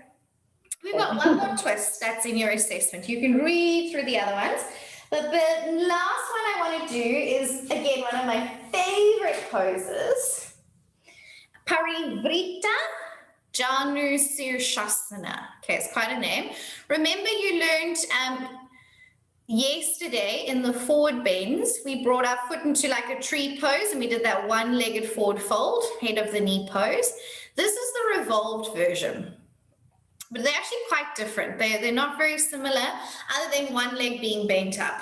Okay, they're quite different. Revolved head of the knee pose. Parivrita Janu Sirsasana. Sorry, I looked at the page number and I didn't say what it was. You're on page 94. Okay, so again here we've got a lovely side bend. Okay, and we've got external rotation in our leg that's out to the side. And then the other leg is bent like a butterfly leg. Okay. And remember, the purpose of the pose is to twist. So we often get quite consumed about bending to the side, but the idea is actually to twist. So Nicole is there and she looks beautifully set up. I'm going to get her to demonstrate it because she looks so nice there. So Nicole has got her leg out to the side, okay? It can be at about a 45-degree angle or wider. She's going to reach both arms up overhead, and then she'll bring her right hand onto her right shin. Her left arm is going over her ear and she's going to come into a little side bend, but she's going to remember it's a twist. So she's going to twist her chest open towards the ceiling. Absolutely gorgeous. Okay. And then that top arm is nice and straight. Absolutely stunning. And that is what we're looking for in our revolved head of the knee pose. Okay. And then thanks, Nicole. You can come up. Beautiful. Let's feel that all together. So come to seated. Take your right leg out to the side. Nicole, you can do it again or change sides or watch, whatever you like. All right, inhale, reach arms up so we get a sense of lengthening in the spine. Your left foot is bent in, your right leg is out to the side. You bring your right hand onto your right shin. We remember it's a twist. So we twist the chest open and then reach the left arm overhead. And if you've got a little bit more space, you do that in a little side bend. Your palm of your hand, of your left hand, that's it, Laura, is facing towards the floor. And your left arm is straight. Remember, Ruan, if you want to do that side sweep, if it feels easier to get your arm in line with your ear, then you can do that. And it's a twist. So your action here is to open the chest to the ceiling. Isn't that such a lovely pose? Hey, Annalise, it'll feel nice for your back today. Come up and then switch legs to the other side. Open the left leg out to the side. Bend your right foot in. Inhale, reach arms up. Take your left hand onto your left shin and twist chest open, and then reach the right arm overhead, either with a little sweep or just taking it over. And our focus is to lean the head back just a little bit, Ari, just so your neck isn't overworking. Yeah. And then twist and chest, twist the chest open and top arm dead straight if you can. So you really feel that stretch running down. And then again, I'm gonna use Amy because she does all the extreme versions. If Amy wants, she can hold her foot with both hands. So go for it, Amy. Hold that foot, but now turn your top elbow up towards the ceiling, and almost like you're looking underneath your armpit. Yes. So this is also a version of the pose. You just go to where your body goes. Okay. Thanks, Amy. All righty. Isn't that a lovely stretch? Okay, so we'll do those seated twists in your assessment. Okay, so we'll do it with your legs crossed, an easy twist, one leg crossed over, Ardha Matsyendrasana, and then this lovely pose, beautiful D, that looks so nice. Revolved head of the knee pose, Parivrtta Janu Sirsasana. I will always say it in English and make sure you know what I mean. Okay, don't worry. Okay. All right, everyone. So those are all your seated poses. If we scroll down, we're going to just talk about your core pose, which we did in the class today, which is boat pose. So on the next page, page 96, you will find Navasana, boat pose. Okay. We did it briefly while we were doing a seated crow this morning. Okay, you'll see that there's two versions of boat.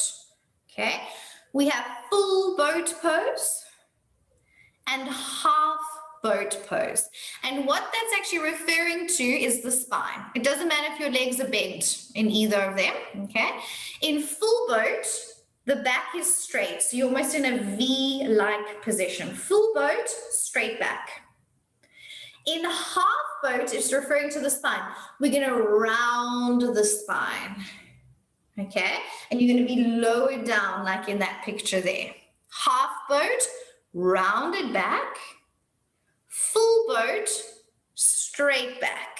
And they feel very different. One is going to work your core more, and one is going to work your hip flexors and your quads more, and you're going to feel it and tell me which works one of those areas more. Okay, so let's come into it together. Come and have a sit on your mat with your legs out in front of you. Okay, and then coming into the pose, it's quite nice just to hold the back of your knees. All right, you can come with me if you want. And then with a straight back, just lean back. Okay, so we're keeping the chest lifted. We're doing full boat pose, straight back. Lift one leg up at a time. Your knees can be bent, and you're keeping your back straight, legs together. Okay, now you can keep your knees bent to keep your back straight, or if you like, you can straighten your legs. If you're right, arms are forwards, and your arms are parallel to the mat. This is full boat pose. Keep your chest lifted, back straight, legs can be bent or straight. Feel what muscles are working. Okay, then take a little break. We'll chat. Now let's do half boat pose. So half boat, back is going to be more rounded. So this time hold the back of your legs and round back. Okay, so round your back. Then float your legs up one at a time. Again, legs can be bent, legs can be straight, I don't mind. Whatever works for your hamstrings, basically. With a round back, curl down lower, okay? You kind of want your toes to be in line with your nose if you straighten your legs.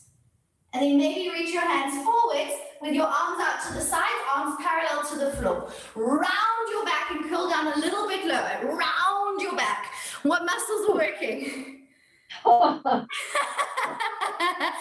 back up into full boat, straight back, and then round your back into half boat pose.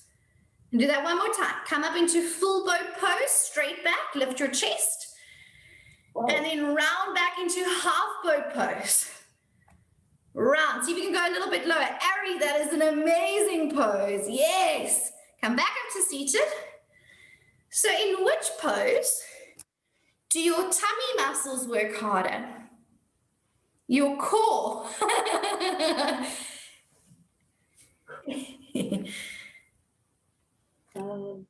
In the lower one. In the lower one, in half boat pose, right? Because when your back is round, that is when your abdominal muscles work, okay? The more you round your back, the more you switch on those six-pack muscles. And that's why you're feeling your rectus abdominis, those abdominal muscles, working harder in a rounded back, okay? And then when you're in full boat pose, what muscles were you feeling more? Yes, Miriam. Yes, Ron. Your quads and your hip flexors are working harder, right? So that is the main difference in those two poses. If you want to work core, if I'm teaching something like crow, where I want to round and work abdominals, half boat is my better choice, right? If I want to teach a pose where I want to get the legs up and work your quads and your hip flexors, then full boat pose with a straight back is going to work more in your hip flexors and your quads. Okay. So those are the two main differences. Let me know if you have any questions. How did that feel? And bent legs or straight legs just purely depends on your hamstrings. So whatever works for you. Elaine. Yeah, so Laurie actually just answered my question. I've always been told that the legs must be straight. No, shame. I know, so mean. So what happens, Elaine, in half boat, most of you will be able to do it with legs straight, okay? Because you're rounded back more, pretty much everyone can do legs straight in half boat. But in full boat pose, if I want my back to be straight, hamstrings play a huge role whether you can straighten your back, right? As we've seen in the forward folds and downward dog. It's basically downward dog but flipped up around, right? So if I bend my knees in downward dog, I can have my back straighter. It's the same here. And if the idea that I want to get across is a straight back, having the knees a bit bent will help you to sit with the back straight. So both is totally fine. You're going to be feeling it in the same place. Straight legs may be a little bit worse. Okay. Clara. I was just thinking about like the angle, like how, because I feel like it depends on your proportions. Totally. You're right. So how do you then? No, I think maybe I have my question answered. No. Proportions, big time. So if your legs are longer than your torso, your legs may be upright a little bit more, or vice versa. And it also depends on the weight of the legs, the length of your torso, the strength of your legs to keep your legs up there also plays a huge role. The stronger your hip flexors and your quads are, the more you can be in that little V sit. But simply if your legs are much longer, it may be a different kind of V shape. You might be a wider V, you might be a closer V. It's all good. But interesting to take note of proportions. Okay. All righty. Any other questions to do with those poses? So is it also considered a balance? Pardon, Dee? Is it also considered a balance? Yeah, I mean, you're having to balance on your sit bones, which is quite challenging. It is considered a seated core pose, not quite a balance, but I see what you mean. You're having to balance on your bum cheeks, which is quite tough. Yeah. And you know, some people really struggle with that because if your coccyx sticks out more than usual, some people have hurt their coccyx, they actually can't do this pose. So if you have any students that are just like, I can't because of my coccyx is in the way, you give them little bum cushions. If you sit the bum cheeks on cushions and have a little gap for the tailbone, then they can all of a sudden do the pose. So what he's talking about, balancing on your sit bones, is actually quite a huge component to this pose and very challenging. Does require some bum balance. Okay, so those are your seated and core poses. So you've pretty much learned everything now except for arm balances. Okay, which we're going to touch on today, some planks and downward dogs and side planks and things, and inversions, which is Catherine will be teaching you next weekend. Okay, so So let's take a quick break, okay, just to freshen up before we go into the next section of work so it doesn't feel too long for you guys. Can we just take like 10 minutes? 10 minutes and meet back at 11:35? Just quickly refresh, have some water, meet you back in a few minutes. Okay. And we're going to basically just touch on just some of the fundamentals. So on page 112, you'll find downward facing dog. And we'll start with down dog.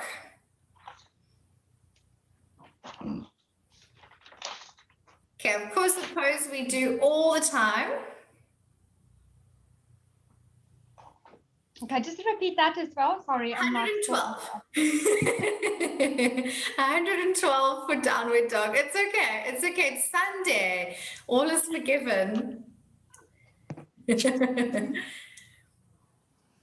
Okay. So when we first got together, we've been chatting a little bit around downward dog, keeping our stance a little bit wider.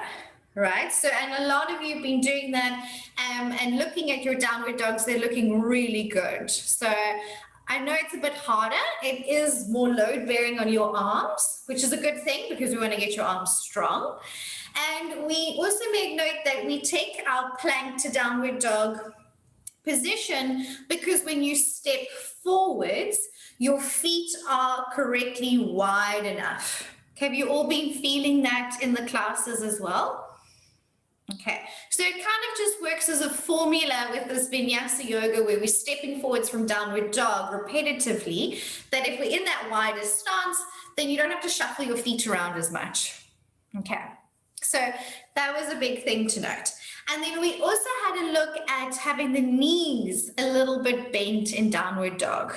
Okay, so the most important thing in downward dog is the spine. Okay, and if hamstrings are a little bit more restricted, what tends to happen? We've felt in the forward bends yesterday. What can't we do from our hips? We can't fold from our hips as much, right? And then you end up rounding your back and not being able to access your hamstrings. So downward dog is basically, if you flip downward dog to a seated position, it's like you're sitting upright with your arms above your head, right? You're still trying to get that tilt from the hips, keeping the spine lengthened. Okay, so in downward facing dog, we're most of all looking for that beautiful pyramid shape where the back is nice and lengthened and that we're not having a tucked tailbone with the spine round. Okay, so that's why bending the knees is your go-to modification in downward dog. Okay, all right. So those things we've already kind of chatted about. Any questions with that? Okay. Then let's also look at the hands. So when we're in it, we can talk about it a little bit more. You've heard me say pointer finger pointing forwards, right? And then the rest of the fingers spread out from there. So it feels like your hands are slightly turned out. How has that been feeling? Has that been a difference for you guys? Yeah. So it often feels quite nice and it makes it a little bit easier for the wrists. To have your hands turned out a little bit actually makes it easier on your wrists. But we're all different. So some of us might like straight hands, so in middle finger pointing forwards, but with the hands turned out slightly, pointer finger pointing forwards is actually the easiest. Okay, so we'll feel that already from plank and into downward dog. What actions are we thinking of doing with our hands and our arms in downward dog? Are we sinking or are we pushing? Pushing. Okay, because in downward dog, you're in shoulder flexion, right? Your arms are above your head. And we saw when we did high mountain that we want to reach up through our arms and allow the shoulder to move up towards the ear a little bit and keep the neck relaxed. So the same applies in downward dog. You're reaching up through your arms. So essentially now that your hands are on the floor, you're pushing, okay? You're pushing so that your shoulder blade is gliding up a little bit, just as your arms naturally do. So the cue that you may have heard in classes is to pull your shoulders away from your ears in down dog. We don't want to do that. Okay, because as you felt, remember when we just did it with our arms above our head, when you pulled down, it felt pinchy and sore. And we don't want to be doing that now with more weight on our shoulders and arms. So let's keep it simple. Let's look at those 3 main points. Hands, pointer finger pointing forwards, and feeling a little push in your downward dog. Okay.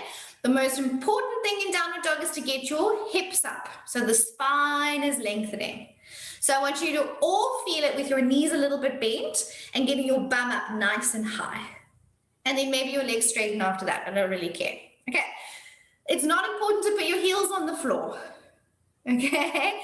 Because often if we make that the main focus of downward dog, you think of pushing your heels to the floor and it makes your bum drop. So feel that as well. Okay, so let's give it a go. Come into plank to get your correct stance. Okay, stepping feet back. And remember, D, you're working with feet hip distance and not too wide. Okay. Yeah. Now look at your hands in your plank. Check, is your pointer finger pointing forwards and fingers nice and spread out wide from there. And then slowly, again, already start to initiate that push. Slowly being the key word, push into your hands as if it was the only muscles and only action you had to take your hips back.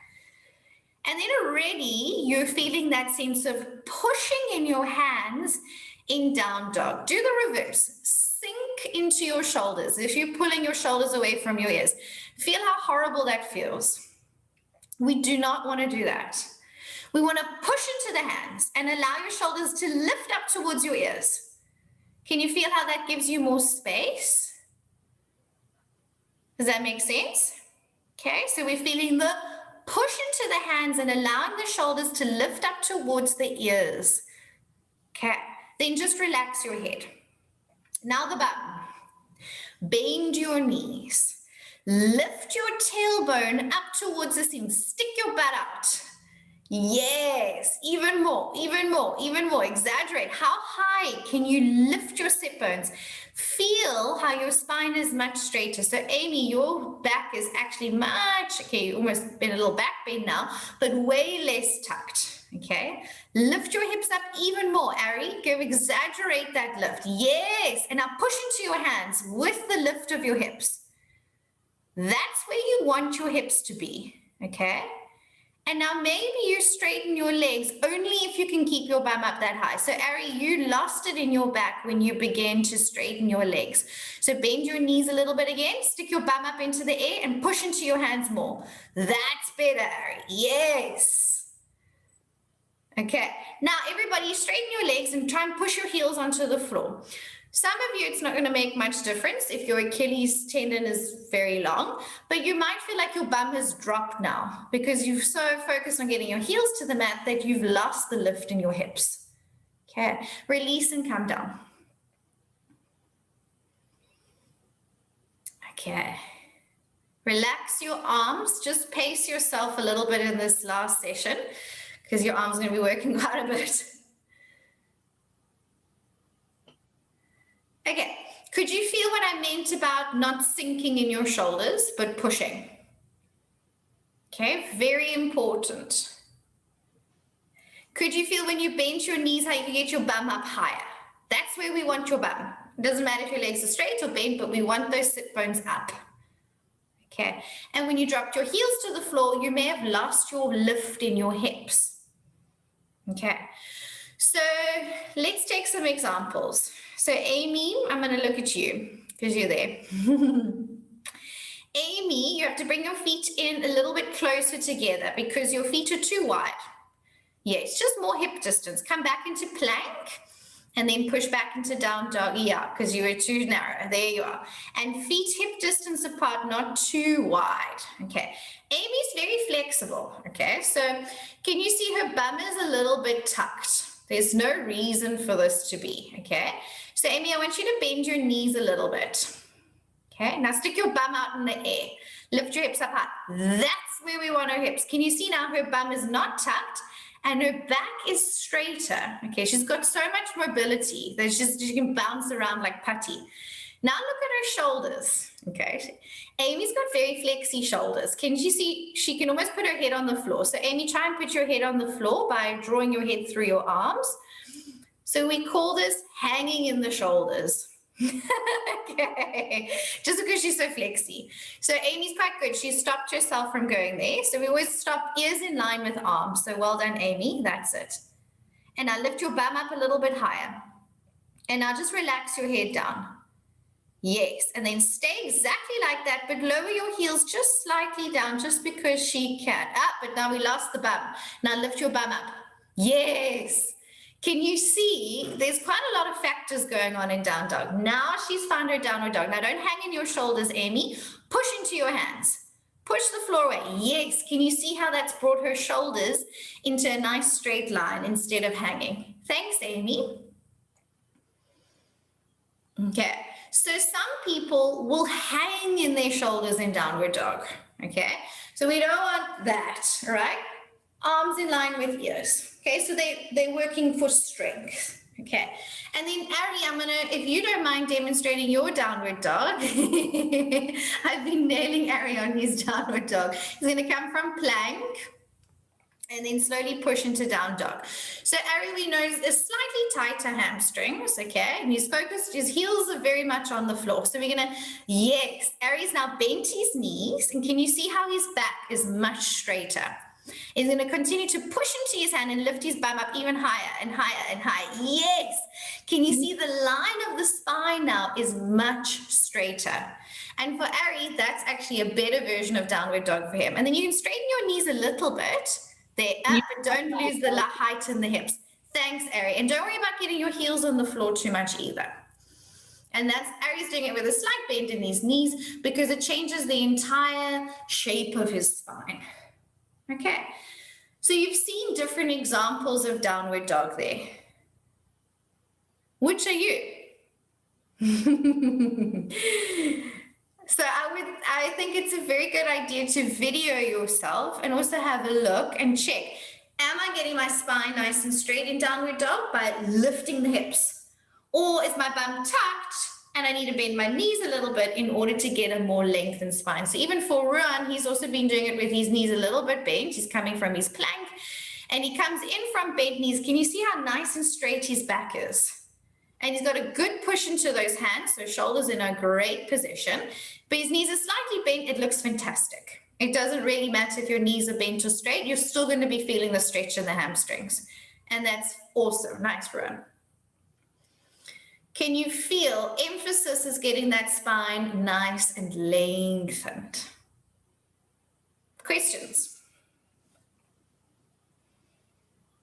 I'm tired. I know you guys get quieter and quieter as the days go on. Marley. I feel like somebody needs to say something, so I'll say something. Thank you. No, I just want to say that it really makes a big difference doing it with you now with the flat hands than doing it my whole life in every yoga class. Always had to tippy-toe, try to get the movement right, and now there's no movement. If you do it right, then you flow into all this. So yeah, I just want to say that's very cool. And it's like seamless. Everything links without any of the shuffling, hey? Yes. I love it. Thank you. And it really is like a formula. And if we get this like formula from the sun salutation, then everything just works. And like you saw in the moon salutation today, it's really hard to link all those poses. You're going from goddess, triangle, pyramid, low lunge, skandasana. If your feet are wide, they all work and you're just kind of flowing between the different positions. But if you're too narrow, it's like a constant shuffle and rearranging of your legs and your arms. So yeah, I'm so glad that's all falling together into place. Thanks, Marley. Okay, any other questions with down dog? I saw your downward dogs I think yesterday and I thought, geez, they're looking really good. So I'm quite happy with where we're at. Think of those most important points. And when you go out and teach, I get everyone to bend their knees and lift their hips and feel where your hips should be. And then from there, maybe straighten and bend the knees, and you can pedal out the feet and do all of those yummy downward dog things. But that is the main thing you want to get across. Okay, cool. So let's look at different versions there in downward dog. We've got three-legged dog. So we can do three-legged dog with the hips open or with the hips parallel. Again, it depends what you're teaching. If I'm teaching warrior 3, hips straight. If I want to teach splits, okay, and I want to get those legs really opening up, then I'm going to teach you to open up the hips. So it depends where you're going with your three-legged dog.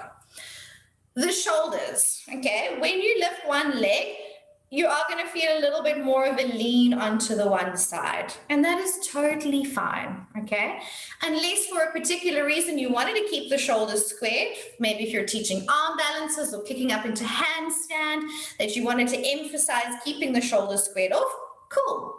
But if you open up in three-legged dog and you're a little bit skew like this, that's naturally what's going to happen, okay? And then we'll look at taking it over into wild things. So we've done this already. Would you like to see it, or do you want to just go for it in your own bodies? Okay, let's go for it, and then we'll see if you have any questions that I can always show you. So let's come into plank and then into downward dog. If your arms get tired and you need to come down, just do so, okay? All right, find your ideal downward dog. Your knees may be a wee bit bent. Good, you're pushing through your hands and you're lifting your hips. And then your head is just relaxed. Yes, Amy, that's better. Lift your sit bones up more, Amy. Now push into your hands. Bend your knees a bit and get your bum to stick out. So Amy, I want you to work on this one. Less in your shoulders, more in your hips. We'll chat more now. Right leg up, three-legged dog. If your hips are parallel, your leg won't go very high, and it's easy to keep your shoulders straight. Allow your hips to open now, and you're going to feel how you're going to open up and probably rotate a little bit more onto the one arm. Okay, and then you can bend that right knee and take your heel to your sit bone like we do in the back bend sequence. And you could also flip your dog. For those with shoulder things going on, this might feel a little bit strong on the one arm, so please don't push it. If you flipped your dog, you can be on the ball of your foot or ground your back foot. Push your hips up, very nice. And when you're ready, turn back to three-legged dog and back to down dog whenever you need to, yes. Can you show us that? I will. Let's do it on the other side and then I'll give you a show as well. Let's feel it on the other side just so that you feel even. Okay. And then push your hips up, Annalise. Push your hips up as if you're doing a full wheel pose. Yes. Good. From three-legged dog, you can flip into your wild thing. And then whenever you're ready, you bring it back. In wild thing, you want to push those hips up and lift your chest up. Yes. And then bring it back down. Okay. So I'm going to show you for D, and when we flip our dog over into wild thing, okay?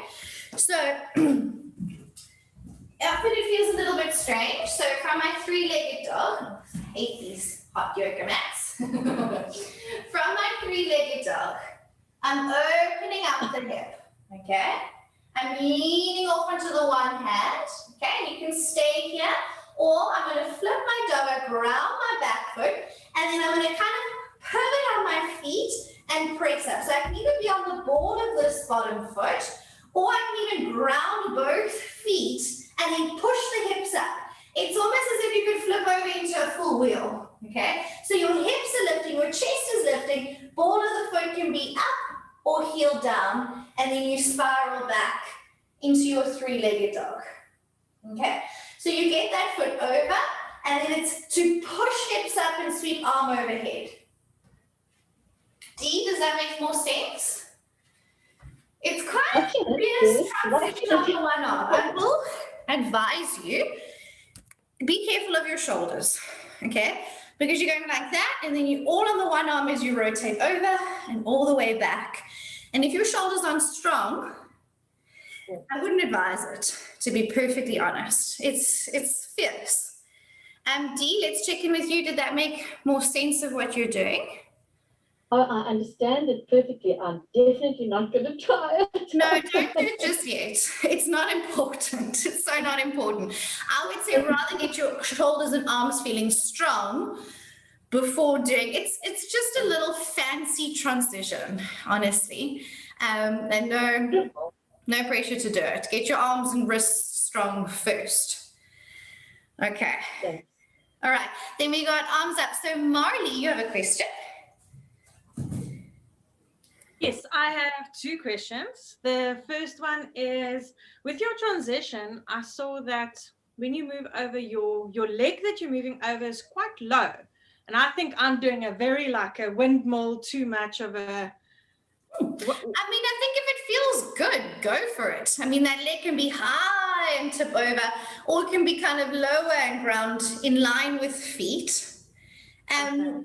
Whatever feels good for your body. I'll have to have a seat to look if you're doing anything wrong, but I'm sure it's fine. Okay. And the second one, this is a good prep pose for wheel. Absolutely. Because you're getting halfway into it. Totally. And a lot of happy backbenders will flip over into wheel and then flip back That's over. what I wanted to ask. Can you? You can. Not me, It's but actually other really people. fun. It's fun, but you get very confused because everything is upside down. So once you flip, you have to take your bottom hand and turn it out, and then you have to turn the hand again. So there's a little bit of a tricky transition there, but yes, it is possible. Okay, cool. Thanks. And then who else had their hand up there? Okay. All right. So a fun one to play with. Clara's going for it. Here we are. So if you flip it, you ground that hand that goes over, and then the hand that you started on has to flip over that way. And then to come back, you have to flip it back and then come around. So it's quite tricky. We won't worry about it too much today. All right. And be careful of shoulders in this one. So you've always heard as soon as we go into that pose, I'm like, those with shoulder issues, don't flip, okay? You can feel the opening into the hip, and that's probably enough. But it's quite a strong action for that shoulder. So something to be strong in first. Okay. Any other questions around your downward dog, three-legged dog, and wild thing? Feeling all right? Yes, go for it. Now that we're talking about three-legged dog, and it's probably just how it is when you go into three-legged and you do something like your low lunge and you always go back high again before you go. Is there a reason for that, or is it just No, pretty? there's no reason at all. I just want to go back. Just go back. It's also fine. Just go back to downward dog. It's also totally fine. Because by that time my leg is so tired, I don't want to lift Go back to downward dog now. Yes, step back to downward dog is totally fine. It's like just making it dancey and fancy choreography, but it's totally not necessary. Starting from three-legged dog is helpful because it gives you momentum to step forwards. So then, absolutely, I think it's cool. But you also don't have to. You also can just step forwards. But that momentum is kind of helpful. And then you can almost like do a roundhouse kick to step forwards. But yes, going back, you don't have to go back through it. Amy. I just have a question for my downward dog. So I've always been told when I'm doing it, I must try and bring my chest towards the back of the mat. And then that's what causes my spine to like curve a little bit because I'm trying to push back and lift up. I can see.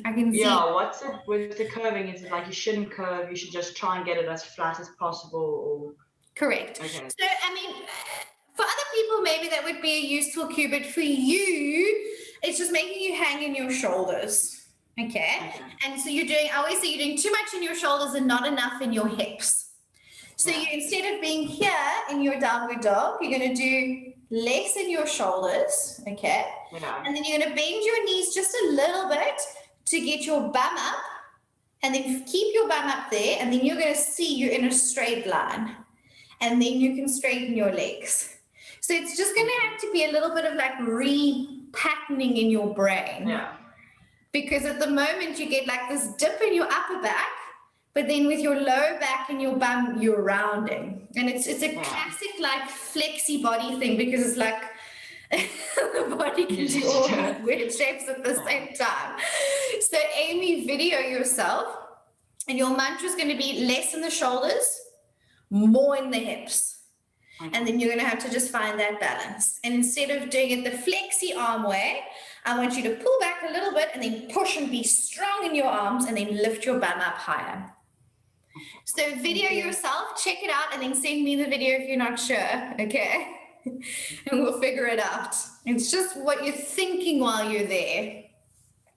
It's tricky, it's hard. So keep me posted next week. Alrighty. Anyone else want to check in with down dog, three-legged dog, and flipping over into your wild there? Okay. All right. And pretty much by just widening the stance fixes a lot of downward dogs. It's when we step the feet very narrow, you tend to be more rounded. But it's easier on the shoulders. So if your beginners are very tired on their arms, having the feet closer to the hands is easier as a modification. It's also okay. But then you know when you step forwards, you're going to be too narrow. So just to keep things in mind. All right. Are we happy with that? D, yes. Just one question. Would you push them up into down dog from hands and knees? Good question. So hands and knees is actually more narrow. So if you come from hands and knees, you're going to be in a shorter stance. Yeah. If you first step back into plank and then push up, you're going to be quite a bit wider, actually. Yeah. So that's why it works best from plank. So actually, all fours. Use all fours to step one foot, then the other foot back into plank, because that gets a beautiful plank. And then from plank into downward facing dog. And that works really nice to teach plank and then that transition as well. Okay. And then also we've been focusing from plank, slowly pushing into downward dog, because that is just getting that feeling of push and nice active arms, building a little bit of that fundamental push strength. Okay. Anything else you'd like to chat about? It's a big pose. You're going to teach it a lot, and you're going to see some very interesting things. Something we don't want in downward dog is hands turned in, okay?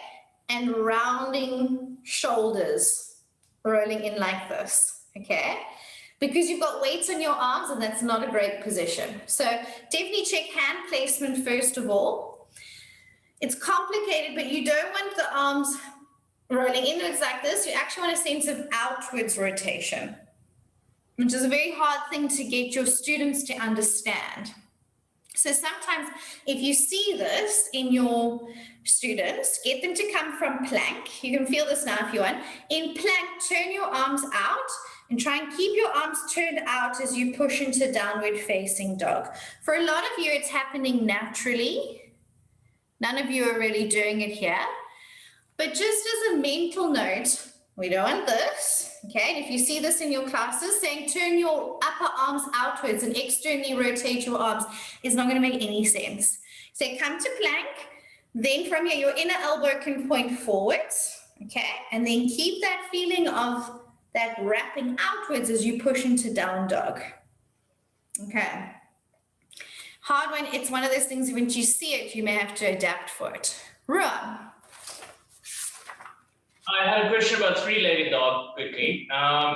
When you lift the one leg, is it okay to kind of step the other leg towards the middle? I was waiting for that question. Yes, it's fine.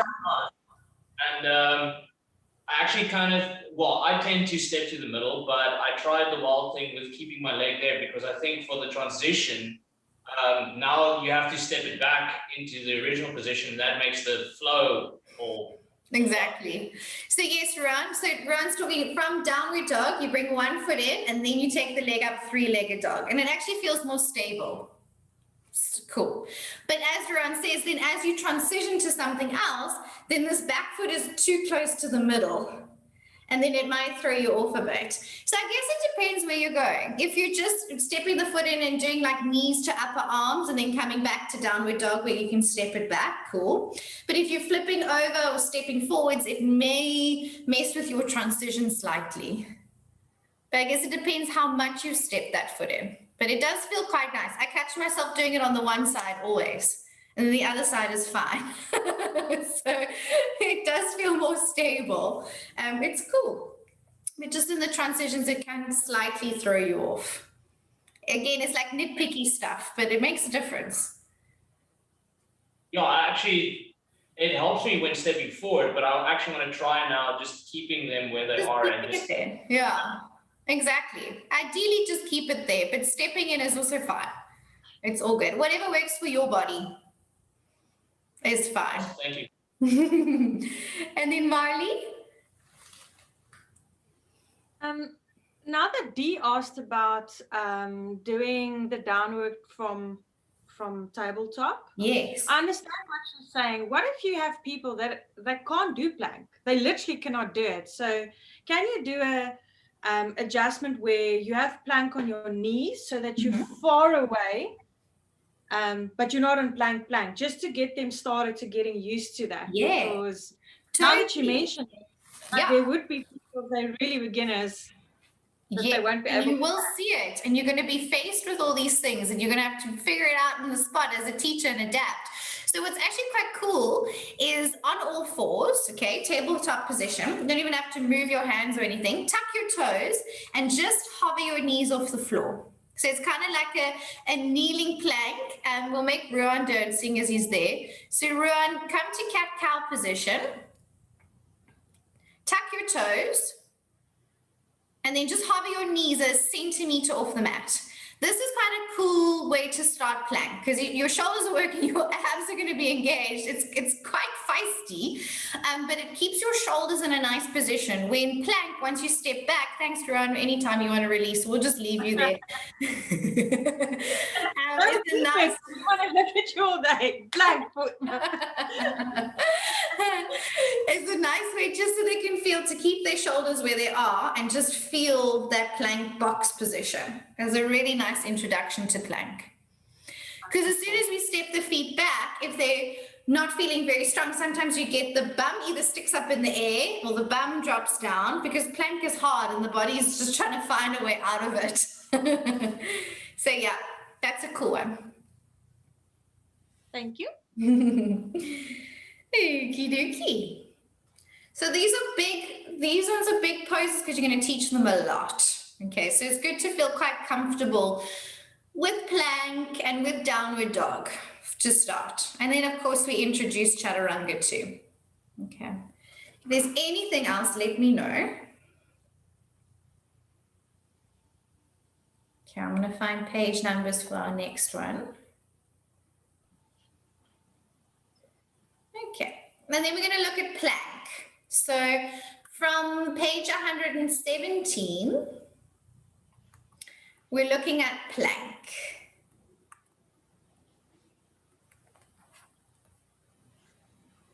All right, and so we've mentioned now you have a modified plank, so you can hover your knees off the floor in a tabletop position. And then from there, we step the feet back into plank. Before we go, Ruan, you have a question? I was just thinking about the previous question. If they don't have strength, what you can do maybe is you still start here, still kind of measure it out, put your knee down, get that one, that. So you're kind of in an extended cat-cow thing, which is actually quite interesting because this transitions to child's pose quite nice. Yeah. Then goes there. Very good observation, Ruan. And could you see child's pose with arms straight, like Ruan did? That is also the perfect distance for downward dog as well. So the way you transition there is actually awesome. You can come from plank into down dog or from child's pose with arms straight, and that also is wide enough. So really cool thing to note there. Well done. Okay. All right. So, yes, Amy, that downward dog is getting much better. Already better in the shoulders, now more in the hips. Okay, so when we come into our plank position, I'm going to show you what you're going to see a lot of, and you may even catch yourself doing some of these things as well, because it's hard to know where your hips are in plank. Okay, so this is why I like the way of getting into plank, coming from hands and knees. Okay, so you're ready, you can talk about pointer finger pointing forwards, shoulders stacking over the hips, and then stepping one foot back, tucking the toe. So just with the toe tucked here, you've got your ideal plank position, okay? You don't want your bum sticking out in the air, and you don't want your bum dropping too low. So this is quite a good place just to feel where you want your pelvis, okay? Your back is quite straight, and then the other foot can go back and join, and you've got your hips in the right position. This is what you're going to see a lot of, hanging plank, and this, okay? So, and it's hard to know what you're doing in that position. So coming from all fours like that can be helpful to just keep the hips in the same place and then step back, okay? So here sometimes it's helpful to say lengthen the tailbone down. So that sense of a little bit of a tuck might be helpful for those that are in a back bend, okay? I wanted to say one more thing, and I just went blank. Stepping back. So let's give that a go. Oh, high plank. That was the other thing. So that is a normal plank pose. And it's the best way to build your strength for things like chaturanga, moving down. Okay? But there's another thing called high plank. And high plank is where your shoulders are rounded and your back is almost like in a little cat stretch. Instead of being here, you're more up and you're scooped and rounded. In your shoulders, rounded in your back, and tailbone is tucked underneath you. And because your back is round, we know round back works core more. Okay, so you can feel normal plank, which is what we want, but also high plank if you're playing with things like arm balances, where you want the back more rounded. So let's come from hands and knees. Look at your hands and spread your fingers wide with pointer finger pointing forwards. Okay, shoulders are stacked over wrists. Your shoulders are in just a neutral position, and your hips will stay where they are now. Step your right foot back and tuck the toe. Don't change your shoulders, don't change your hips. And then without changing anything, step your left foot back so feet are hip distance apart. Boom, perfect plank, okay? So here, your shoulders are like in a natural position. You're not in a back bend and your bum's not dropping. This is the best way to teach plank and a good place to hold and build strength. Okay, now round your back and do high plank. So round your shoulders, tuck your bum, round, round, round, round, round. Can you feel it's more about your core now? Drop your bum down a little bit D and airy. So you still got shoulders stacked over wrists, but you're just rounding the back and tucking your bum. Yes. And then release and come down whenever you're ready. So the first plank is what we'll teach. And the rounded plank, high plank, is an option for things where you're doing more rounded spine positions. Okay, that looked pretty good. All of you got into a really nice plank. How did that feel?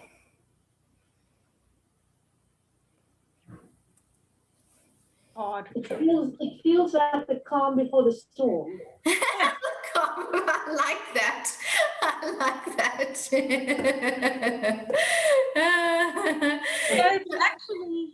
It's actually quite comfortable because working with personal trainers, they always shout at you for going lower. You need to go lower, lower. Oh, no. So this is quite comfortable for me because I always have to go lower.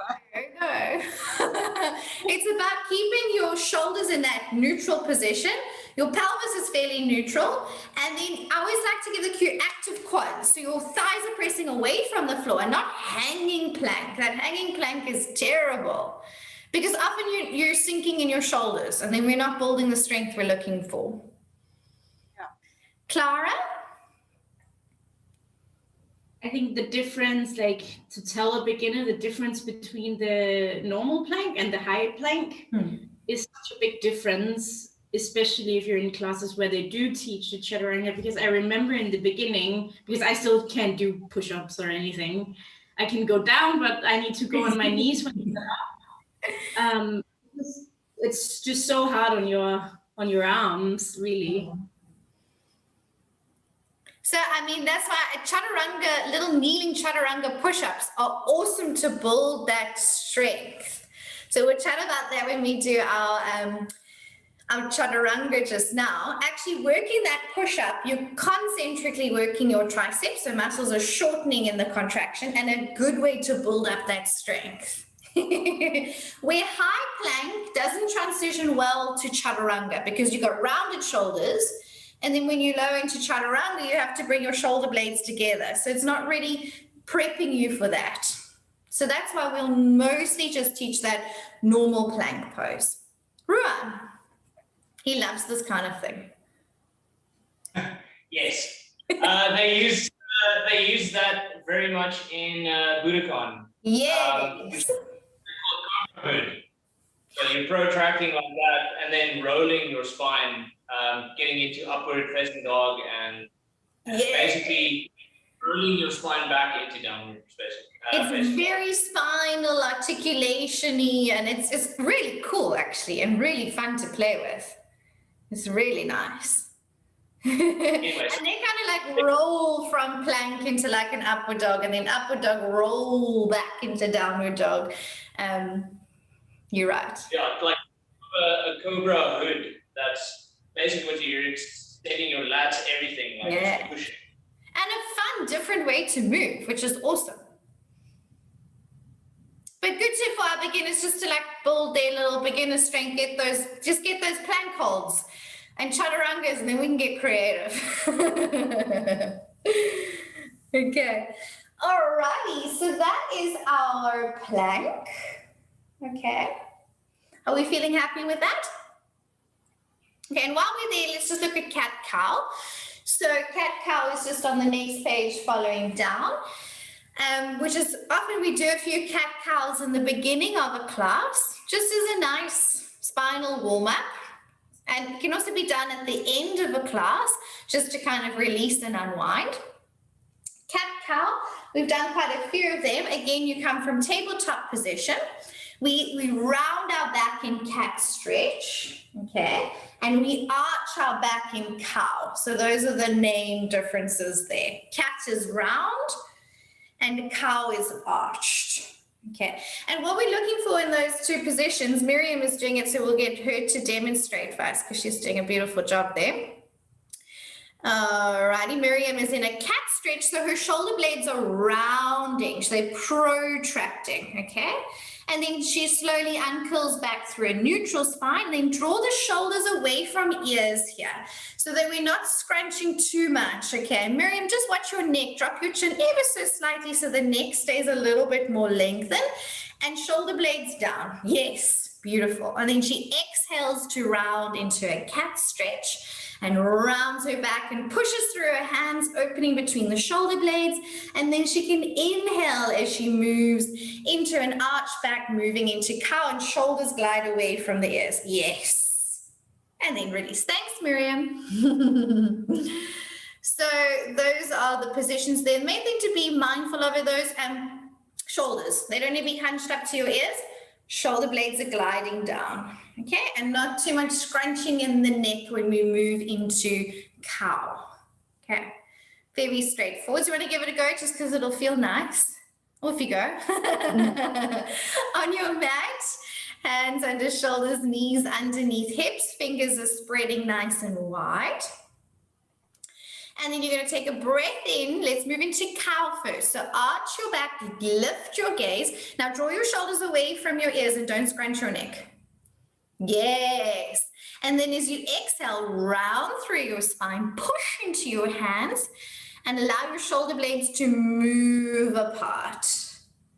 And then inhale brings you forwards for cow, shoulders away from ears, not scrunching the neck. And exhale rounds you up into your cat stretch. And Claris, keep your hips stacked over your knees when you move into cow. So the hips are kind of staying where they are and allow the movement to come more from the spine. Lovely. And it just feels lovely. Do a few more rounds, whatever feels good. And when you're ready, you can release and come down.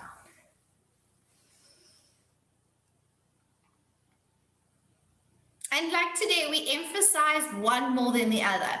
So today in our crow sequence, we only did the cat stretch and we looked forwards and leaned forwards because the theme of the class was to be more rounded. So we focused more on that. Where maybe if I'm doing a back bend sequence, I'm going to focus more on the cow and focusing on the lifting of the chest, the drawing of the shoulder blades down, and the arching of the back. So it's not that you always have to do the same thing. You can actually play with it a little bit. You can do little side stretches here, like little letter C's with your spine. Sometimes you can do hip rolls, whatever feels good. Okay. Clara? A question with the feet tucked or out? Whatever feels good for you. So again, it's like lunges. They can be flat or toes tucked. It may have a different sensation on your knees. One might feel better than the other, but other than that, it's not going to change too much. Kind of whatever feels good for you. Okay. So that was very nice. Good, because now we're getting into side plank. Alrighty, good old side plank. So on the next page, you will find your Vashisthasana side plank pose. Okay. So now we are coming onto one arm. So again, we want to have a little bit of fundamental strength from holding a normal plank, okay? That we've got a little bit of strength in our arms, maybe a bit of chaturanga strength, because now we're bringing all the weight into one arm, okay? So it's going to be harder. The biggest thing to note with side plank, okay, is the bottom hand position. And this is going to change it up quite a lot for you. In side plank, it's often thought that your hand is directly underneath your shoulder, okay? In this, which would be like plank, right? I want you to think of it more like a downward dog arm where your hand is slightly forwards of your shoulder, okay? So that is why we're going to enter this pose from downward dog. So our hand is not directly underneath the shoulder, which is going to feel quite fierce on your wrist. It's okay to do it this way if you're building strength. But for yoga and for the transitions that come after this with all the fancy legs, it's better to have your hand just slightly forwards. So it's that feeling of pushing away like you do in downward dog, and you're almost trying to get a little side bend in the side of your body. Okay, so you're not like flat like plank. You're actually going to round up. Can you see in the picture where she's got her leg up in the air? Her hips are lifting up, and the more you can lift your hips, the better this pose feels, and the easier the fancy leg options become. When you want to lift your leg in the air, you can do it in half lotus, you can do it in back bends. There's loads of fancy legs you can do in this pose. Okay, so I'm going to show you quickly, and then we will feed it all together. I'm going to show you from downward facing dog. Okay, because I want to kind of come from that feeling of the hands being forwards instead of like in plank. So if I'm in plank, it's going to feel very heavy having shoulders stacked over wrist. Think of from downward dog. My hips are up, my hand is forwards of the shoulder. I'm going to roll to the outer edges of my foot and I'm going to push up. Can you see the difference? My hand is forwards, my hips are up. I'm almost like in a little side bend. So that, first of all, is going to feel much easier on your wrist and more stable. Okay, it's going to be less harsh on your shoulder. It's also fine to do the other way, but it's just more extreme. Well, it's going to be different. It's just different, okay? The feet. One foot can be in front of the other. So that is, if you just pivot from downward dog, okay, one foot's in front of the other, then you try and stack your feet on top of one another. And then you've got options to do like a little tree pose, or you can do like a little star. Okay. And then of course, we can do the version where you take your leg up and out to the side. Okay. Let's start with just getting the hand position and getting the hips up. And you can feel one foot in front of the other, then feet stacked, then tree, then star, if you want to. Otherwise, just keep your feet on the floor. So come into plank downward dog.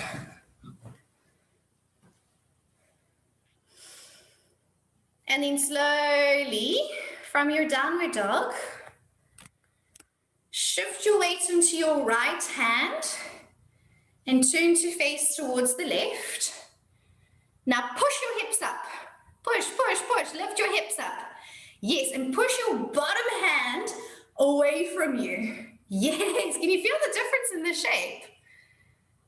Okay, come down. I actually want to say one more thing before we go any further. Just where you are, put one hand underneath your shoulder blade. Okay, so you've got your arm out like Vashisthasana. When you're in the pose, you can think of pulling your armpit down a little bit, okay? Like you're pulling your armpit down just a little bit, and it's going to lock your shoulder into feeling like it's in quite a nice stable place. So you push, and then you draw the shoulder blade down a little bit, and you're going to feel, boom, a little bit more locked into that shoulder. So feel that on the other side as you come from plank downward dog, and then we'll go into the left arm. And turning onto your left hand, left outer edge of foot. Push through the bottom hand and then pull your armpit down. Can you feel how that locks you in? And then you can play with your feet variations here to stack the feet. Maybe one leg comes into tree, maybe your feet just stay on the floor today. Okay. Yes. And then slowly bring it down when you're ready. Good. Lift your hips, Amy. Lift your hips and push that bottom hand away from you. Yeah. And then release and come down. Place your shoulders. If you want to try it again, you can go for it, but just listen to your body. Don't overdo anything. Alrighty. If you want to take your leg up in the air and bind your big toe, the way to do this is to, once you've got your foot, lift your hips, okay? Because it's going to feel heavier taking that leg up. Yeah. Yay, Miriam, go for it. And then Miriam, once she's got her leg up, she's going to think of pushing through the bottom hand and lifting her hips up high. Lifting your hips is my tip of the day for this pose. Nice, Annalise, that looks great. The more you lift your hips, you get a nice little connection in your waist and your obliques. It's easier on your wrist, and I promise you going forwards, it's the key to doing fancy leg stuff. Yes, nice, Ari. Good lift in those hips. Awesome. Yes, Lara, perfect. You've got it. Okay, nice, Clara. Can you feel the pushing of that bottom hand with it slightly forwards of the shoulder and the lifting of the hips? So I want to show you, for those doing the fancy leg thing, I know some of you are trying. So what you can play with, what's quite fun, I'll see if I can still do it. But if you come from a low lunge and bind your foot here, okay, it's quite nice because you've got your foot and then you can just spin it open and spin it back down, okay? Because from side plank and trying to grab your foot can be a little bit awkward. But if you have it from your lower lunge, you've got your foot and then open it up. And it's quite a fun way to play with it if you're into that kind of thing. I know some of you are trying. If you want to give that a go. If you have tight arms, this is all on you now. No, I'm going to pass if that is okay, because I see bad things happening if I continue with that. Yay, Nicole. It just makes it's quite a cool way to play. Of course, you would have had to do a whole lot of prepping for that. So you would have stretched inner thighs, hamstrings, bound your big toe to get your leg up there. Yay, Miriam. That looked better to get into her, Miriam.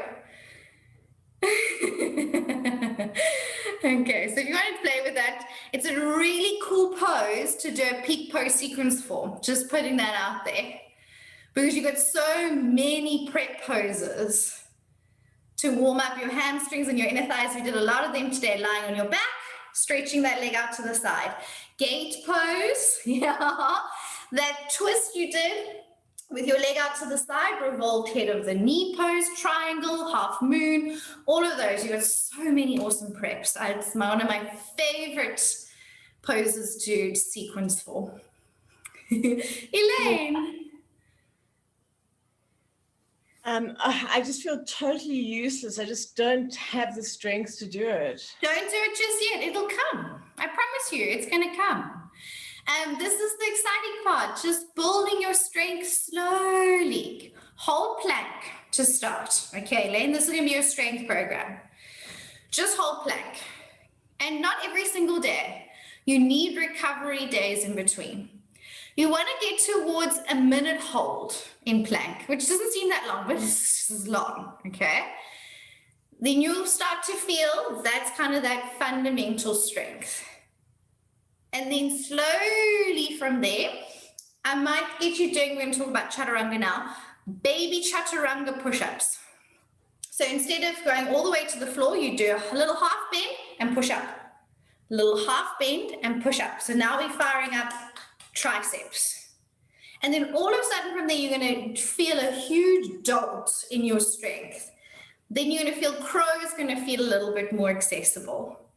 And then you're going to be exploring a few more stuff on the wall with Catherine, where you do a little bit more loading with your feet up in plank on the wall. But just start holding planks. Okay, Elaine? And then just build up your strength. Don't feel like you're not doing anything. This is normal. Every single one of our courses, you all need to build strength. So you're exactly where you need to be. All of you can do with building more strength. I'm always trying to work strength. No matter how long you've been doing this for, we're still building strength. It's just, you're in it for the long haul. So don't feel bad, just get strong. Just let it motivate you and inspire you to be stronger. Nicole. I just want to say thanks so much. I always struggled with that, like when I did. I couldn't do it. My shoulder was always over my wrist. I felt like it was a buckle. I was like shaking. I just couldn't do any of it. So thanks so much. It was so helpful. And you got up there with your foot up in the air and brought it back down, and it all kind of worked. Thanks so much. Yay! That hand being forwards is a game changer, and hips being up makes everything just fall into place, because this pose goes crazy. You can do a half lotus and bind your big toe behind your back. You also can do like almost like a dancer's pose with your leg behind you in a back bend, and then flip your grip and hold your foot. So it's kind of like the start of some really crazy stuff. And if we start building that strength, and Nicole likes that, if we start building that strength from the beginning, all those options become more available. Fun. Laura? Yes, Dee. What is the required extent of the pose for review? Just to turn to the side from downward dog and be in side plank. With one foot in front of the other is fine, or feet stacked on top of one another. That's all. Thank you. Thank you. And not even a long hold, like a brief hold, and then come back to downward dog. Thank you. Okay, and by the end of the course, you're going to feel a lot stronger, and it's going to feel totally different as well. You already did it, Dee, so you're good. I did it really badly, but I did it. No, it wasn't. It wasn't. You're just going to get stronger, and it's going to feel better. And that's fine. But if you're not there now, it will come. So it's all good. This is why we do all these poses so much in the beginning, so that you know now. Take it away, practice slowly during the week. Give yourself rest days. Okay, don't go like crazy and hurt yourself. To build that strength now over the next few weeks. Okay. All right, shake out your arms, release it out. So we're all still feeling okay? At this point, your arms might be feeling quite tired, so just kind of take it easy. But we are saving some punchy ones for last. So chaturanga. So we love this. It's like when Catherine and I go to the studio, we just do good crazy stuff. Arm balances upside down. It also makes us very happy.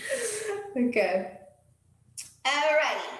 Chaturanga. So we very briefly scraped the surface of chaturanga when we were doing our sun salutations, right? We were talking about nice slow lowers onto your tummy from a kneeling plank position, right? How's that been going? Better? Cool. So let's look at all our different options. So I'm going to show you a few little chaturanga push-ups, okay? Baby chaturanga. This is not about going low.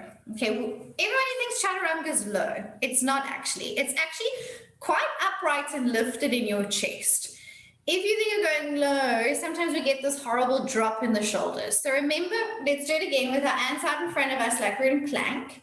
And then we're going to bend our elbows and lower into chaturanga. When you lower, your shoulder blades are coming together and your collarbones are opening and your shoulder is rotating back and open, okay? What we don't want in dirt is this. You don't want these shoulders rolling forwards because this is what causes shoulder issues in chaturanga. You want to be open in your chest. Does that make sense? So in whatever version you're doing, that is your focus in chaturanga, is collarbones open, shoulder blades coming together and not dropping forwards. This is the issue about chaturanga that causes shoulder issues. Does that make sense? Okay, so first of all, little chaturanga push-ups to build up your tricep strength. Okay, so of course don't overdo them. Rather, less done correctly is better than a whole bunch done wrong. Okay, because you're just training wrong and you're just going to make yourself sore. So even if you do 2 good ones, awesome. So options around building strength in chaturanga.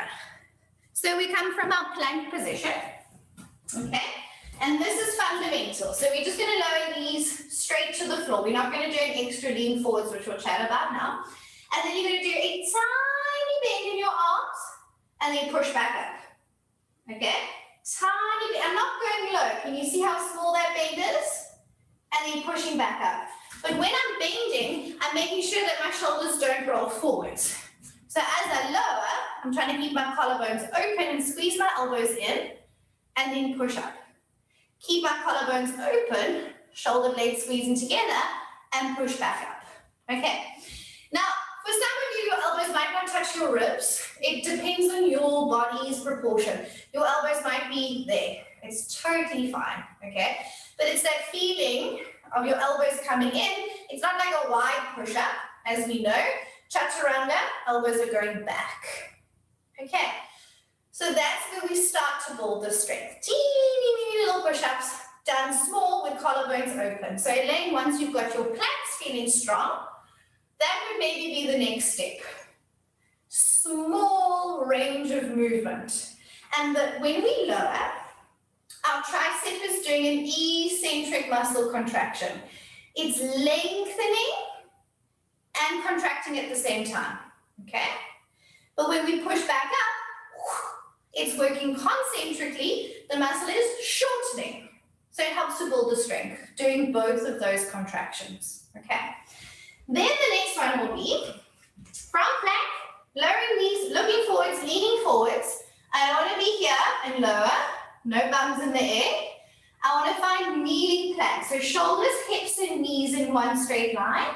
And then a 10-second slow lower. Squeezing elbows in, collarbones open. Squeezing shoulders in, collarbones open, all the way slowly, slowly, slowly, slowly, slowly onto the tummy. If I don't go forwards, I land up with my bum in the air. Okay? We don't want that.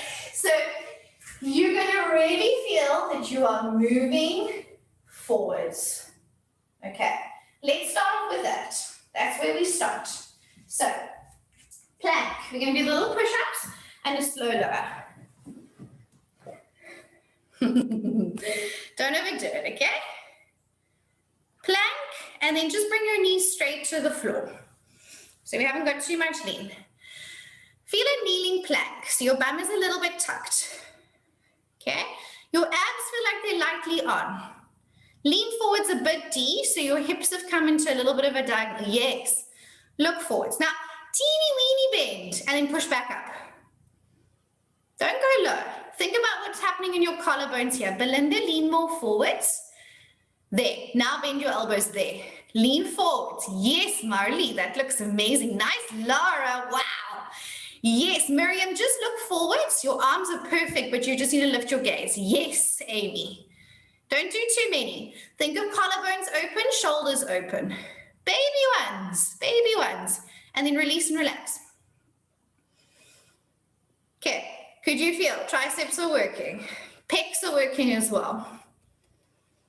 Relax your shoulders, release it out. Your wrists are gonna feel it because we're progressively loading. You lean forwards beautifully there. Some awesome positions. Okay.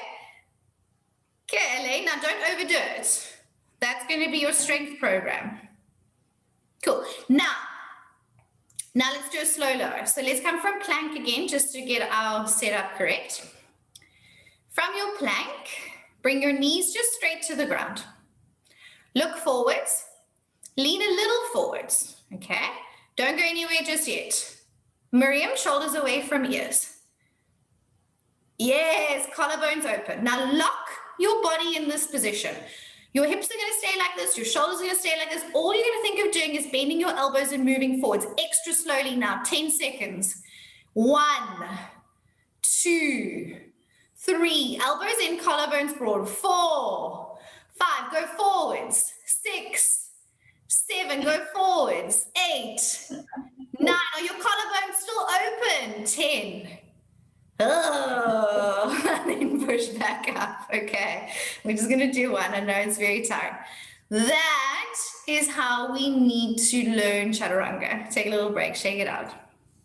Okay, because when we come to yoga, we're not super strong to go straight into full chaturanga from plank. Okay, we need to build these muscles up. Okay, so the little push-ups and then the slow lowers are really cool. Okay, I would like you to get strong doing this, and you'll feel it'll happen quite quickly, and then also work towards a full chaturanga from plank. Okay, and the biggest thing with a full chaturanga, okay, so those two are your main focuses for the next 2 weeks. Okay, and then after that, we'll see how full chaturanga goes. I know some of you are probably ready for full chaturanga, but also you got to learn it and do it this way slowly because you need to teach it to your students. Okay, and I also need to see that you can demonstrate it correctly for your students. Okay, so give yourself a little break. Full chaturanga, all right? We're going to come from plank, and we're going to go more forwards onto the tops of the toes, okay? So it's leaning you even more forwards, okay? Which puts more weight into your arms, okay? So it's much harder, okay? You're leaning over your wrists and you're doing a slow lower, and Rowan's gonna stop there. You're not gonna go to the floor. You stop and you hover off the floor. Can you see he's on his tops of his toes? His elbows are in, his collarbones are open. That's what we want. And then from there, you can push back up. Awesome. And back to down dog. Can you see how far forwards? Rowan, do you want to do one more? Because I know you're into this kind of thing. He's going to come from plank, shoulders over wrists. Okay, can you see he's just on the balls of his feet in plank. For chaturanga, he's going to rock forwards, shoulders over wrists. Now he's on the tops of his toes. Can you see that? Okay, so that rock forwards is key. Then you slowly start to bend the elbows, and as he lowers, his body stays the same. He's just bending from his elbows, and you're kind of going to stop with arms at 90 degrees hovering off the floor. Now, if you can, Ron, sweep forwards into upward facing dog. So for up dog, you go even more forwards over the toes, which is brutal. I know. And then he's going to lift and draw up through his hips back into downward facing dog. Can you see his feet have actually moved a whole foot's distance forwards? in that transition. Ron, thank you. You're a rock star. That was very helpful. So it takes everything to the next level. And this is why when you go to yoga classes and it's chaturanga, upward dog, downward dog, and you're not being taught all these massive steps in between, we're missing the whole idea. Okay, so first of all, it was forwards. Okay, Amy, don't go to the floor, too low. Try again, Amy. So Amy's going to come from plank. Oh, she's like regretting this now. Now slowly, lean forwards over wrists. Look forwards. Slowly lower and stop halfway. There. Now sweep forwards into upward dog. So we get stronger. Good. So your chaturanga, can you see, actually stops when your elbows are kind of in line with your ribs. Okay. Let's see, let's see all the silly ones. Let's make them do all the hard work. Okay. I love it. Clara's in plank. She's going to lean forwards over her wrists. She's going to lower slowly, chaturanga, and she's going to stop there. Collarbones are still open. As she sweeps into upward dog, she has to go more forwards over her toes. Can you see how her wrists are being stretched big time? And then she lifts up and back. Look how much the feet are having to move forwards. Back into downward facing dog. Good demo of the feet there, Clara. Thank you. So, just to move that into up dog. Upward facing dog. You are so far forwards over your wrists, it's brutal, okay? And that's why upward dog, I mean, this is why we learn Cobra and we work towards it, because upward dog, you are so far forwards, a whole foot's distance from down dog, plank, okay, so from your plank, chaturanga, up dog, your foot has moved that far forwards. Does that make sense, what's happening in the feet there? Because I think in classes, we're not taught that. And that's why chaturanga moves you forwards, upward dog moves you even more forwards, and then you go back to down dog. And that is why I always laugh when people go to up dog and then they flip their feet and then flip back to downward dog. It's like we actually meant to move that far forwards and not just tuck and untuck the toes. Does that make sense? I think the cueing. Oh, Clara, go for it. No, I think the cueing on when you're halfway, then moving forward makes sense. Yeah. Because I never got that before, and then I got down, and I was so aware that I can't push myself up again. So you stop where you're kind of parallel to the floor, and then it's a sweeping forwards, not down and then up. It's like it's a moving forwards and then a moving back. It's really, really hard, okay? So this is why we're going to firstly in this course just do our kneeling chaturanga onto our tummy, baby cobra, downward dog, okay? Because you're going to be teaching that most of the time anyway, let me promise you, okay? It's more important. And you're building awesome strength. Towards the end of the course, I would love for you to work towards a full chaturanga because you're going to be feeling stronger and see what happens, okay? The transition then to upward facing dog is brutal, okay? It may happen, it may not happen, it doesn't matter.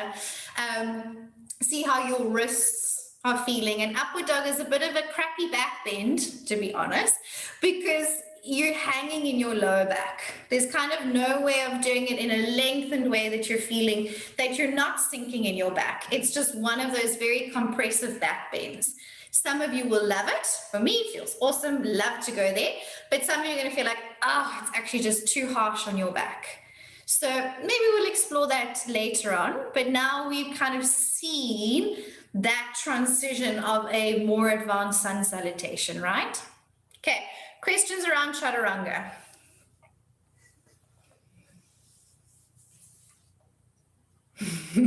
D.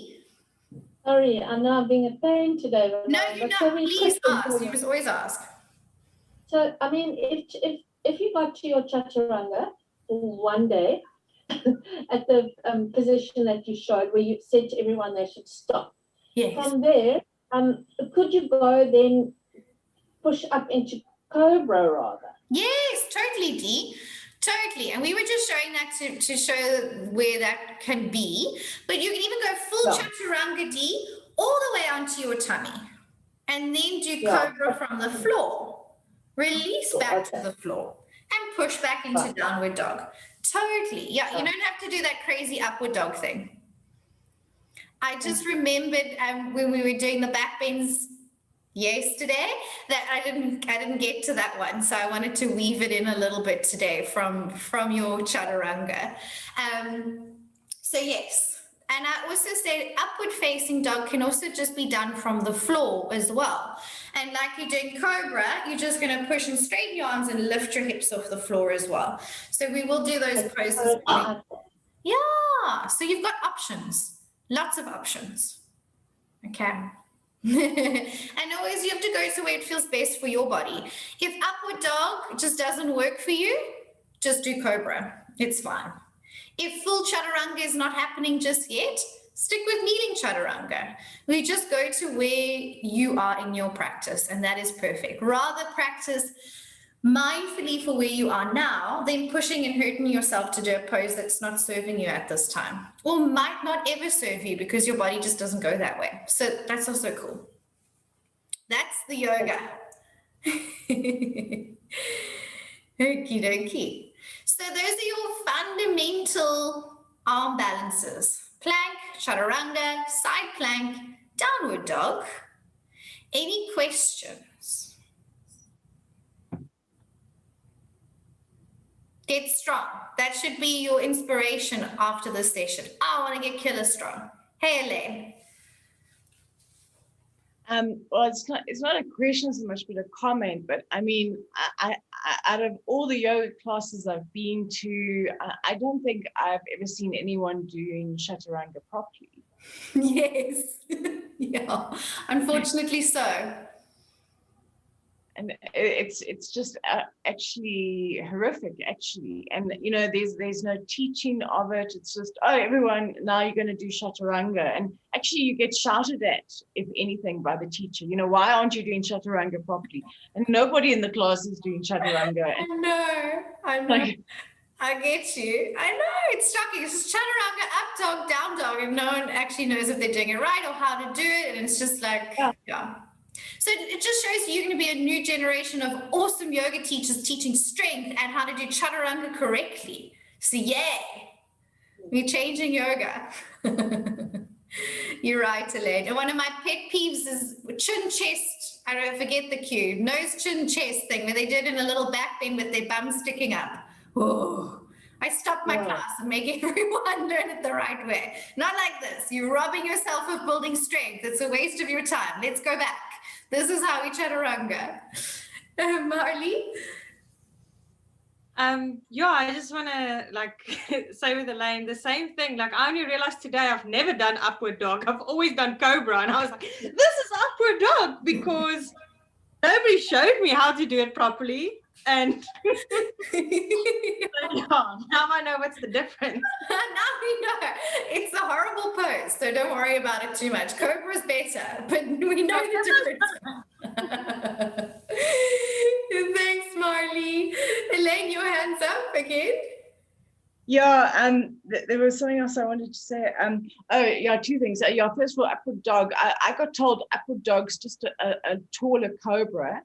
And then I also got told by an Ashtanga teacher that she told the whole class, because I used to do, I had some really good teachers, but it was at Virgin Active, and she came to fill in, and she said, I hope you guys aren't doing anything else at gym, because if you're working with weights, then you're not going to be able to do most of these poses. No, terrible. Yeah, because you'll never be able to do them because you're going to build muscles, which means you won't be able to do lines and things. So you better stop working with weights and doing the other gym. Yeah. Meantime, when you actually want to do arm balances and things, and you're like, oh, why don't I have arm strength? No. She said you're never going to be able, and she said, in fact, if you've ever worked with weights, you'll probably never be able to do the things that I can do. Oh no, it's terrible. Yeah. Yeah, I think it's good to go out there, not be like judgmental yoga teachers, you know, and be very judgmental around stuff. Like, let people move, let them be who they are, get body strong because we know we need strength and it's better for you. But we hear such opinionated, judgmental things in yoga, you know, like your heart is closed off if you can't back bend. It's like, shit, maybe it's just like the spine doesn't move that way and it's really uncomfortable, you know, like we don't have to be judgmental about these things. Can I just ask something else? Yes, Dee. So, I mean, if you take teaching a class, how do you determine when you move people to a different level? Because do you think that maybe those things, not being taught properly how to do a pose, chaturanga, for example, could be because there's so many people in the class at different levels? It is a tricky thing. It is a tricky thing, Dee. Yeah. So, I mean, if I'm in a mixed group, like say we're teaching chaturanga, you can teach them from kneeling for those that are beginners. We're going to do it this way. And for those that are feeling strong in chaturanga, 10-second lower from plank.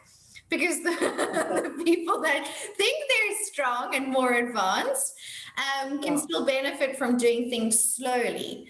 And yeah, and we can always come back to the basics and build strengths. Yeah. And so I guess also another teaching the class as opposed to doing the class, so that you can watch all these people at different stages. This is how we want you to teach. Absolutely. Yeah. When you're teaching people in front of you in a yoga studio, we are going to get you to verbally instruct instead of being on your mat not looking. So normally if I wasn't on Zoom with you guys, I would stand and teach you the whole way through and only, demonstrate poses. But in a class, it's your job as a teacher is to teach and correct and to see what's going on. So that is how you are going to be taught to teach in this course. Because I always like to say it's not about you, it's about your students in a class. So it doesn't matter if you can do the pose or not. It's about offering your students the best versions for them. It's just in Zoom world. It just makes it easier. If you get lost and confused, you have someone to look at. And that's why I'm doing the classes a bit with you.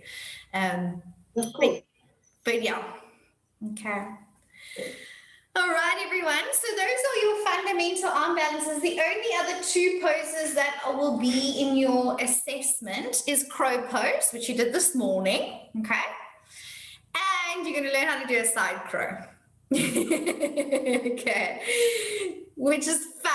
It's really fun. And if your feet don't leave the floor, I don't care. Just get the shapes and know how to be in the pose and how to hook and how to lean forwards and look forwards. So those will be the two other arm balances you'll be learning. Okay, so use these ones to build some strength. And the next two, I won't see you next weekend. I will see you again in March. Yeah. Okay, so in the next 2 weeks, please practice all the poses that I've taught you. Okay, you've learned pretty much everything now except 2 arm balances and 2 inversions. So you pretty much have it all. You need to go through these poses. Don't just do them mindlessly because you'll just fall into old habits. Okay, you need to look and correct yourself. It's the start of your teaching. Fix yourself before you can fix others. Okay. And then one more thing I want to say, the next time I see you, we're going to be meeting in smaller groups. I will send you which session you have. So there's 3 sessions. There's one on the Saturday and 2 on the Sunday, if I remember correctly. You will be in one of those sessions. Okay, so if Nicole is with me on Saturday morning, I won't see you on the Sunday sessions. So you'll only be in one of those. In that session, I'm going to go through all the poses you've learned. There's a list of them in your course overview on page 5. Start using that list and practicing all those poses. Okay. When you're practicing them, send me pictures. Okay. And you're always welcome to do this. Some of you have already been sending me pictures and we've been chatting lots. It's awesome. So I can check in with you over the next 2 weeks. Okay. If you're not sure of anything or just want to be like, am I doing this right? Or whatever. Check in with me. You're welcome to send me those pictures anytime. I will send you your allocated time slot as soon as possible so you know which of those times you'll be in. Okay, That's all I had to say. Elaine. Thanks. Just like, for example, the inversions in the crow, like, I just don't know how I'm ever going to get them right in this Don't worry about it. So will we still make it if we don't? Yes, of course. If you can show me the shapes and a version of modified the pose, absolutely, of course. You'll do it where you are now, and that's perfect. That's what I want. That's more what I want to see, is you're practicing for where you are now. But don't underestimate yourself. Build your strength. Let's see what happens. I pretty much get everyone into these poses. So we'll see. We'll see. Well done, everyone. I will see you in next few weeks. Very well done. Lots of work.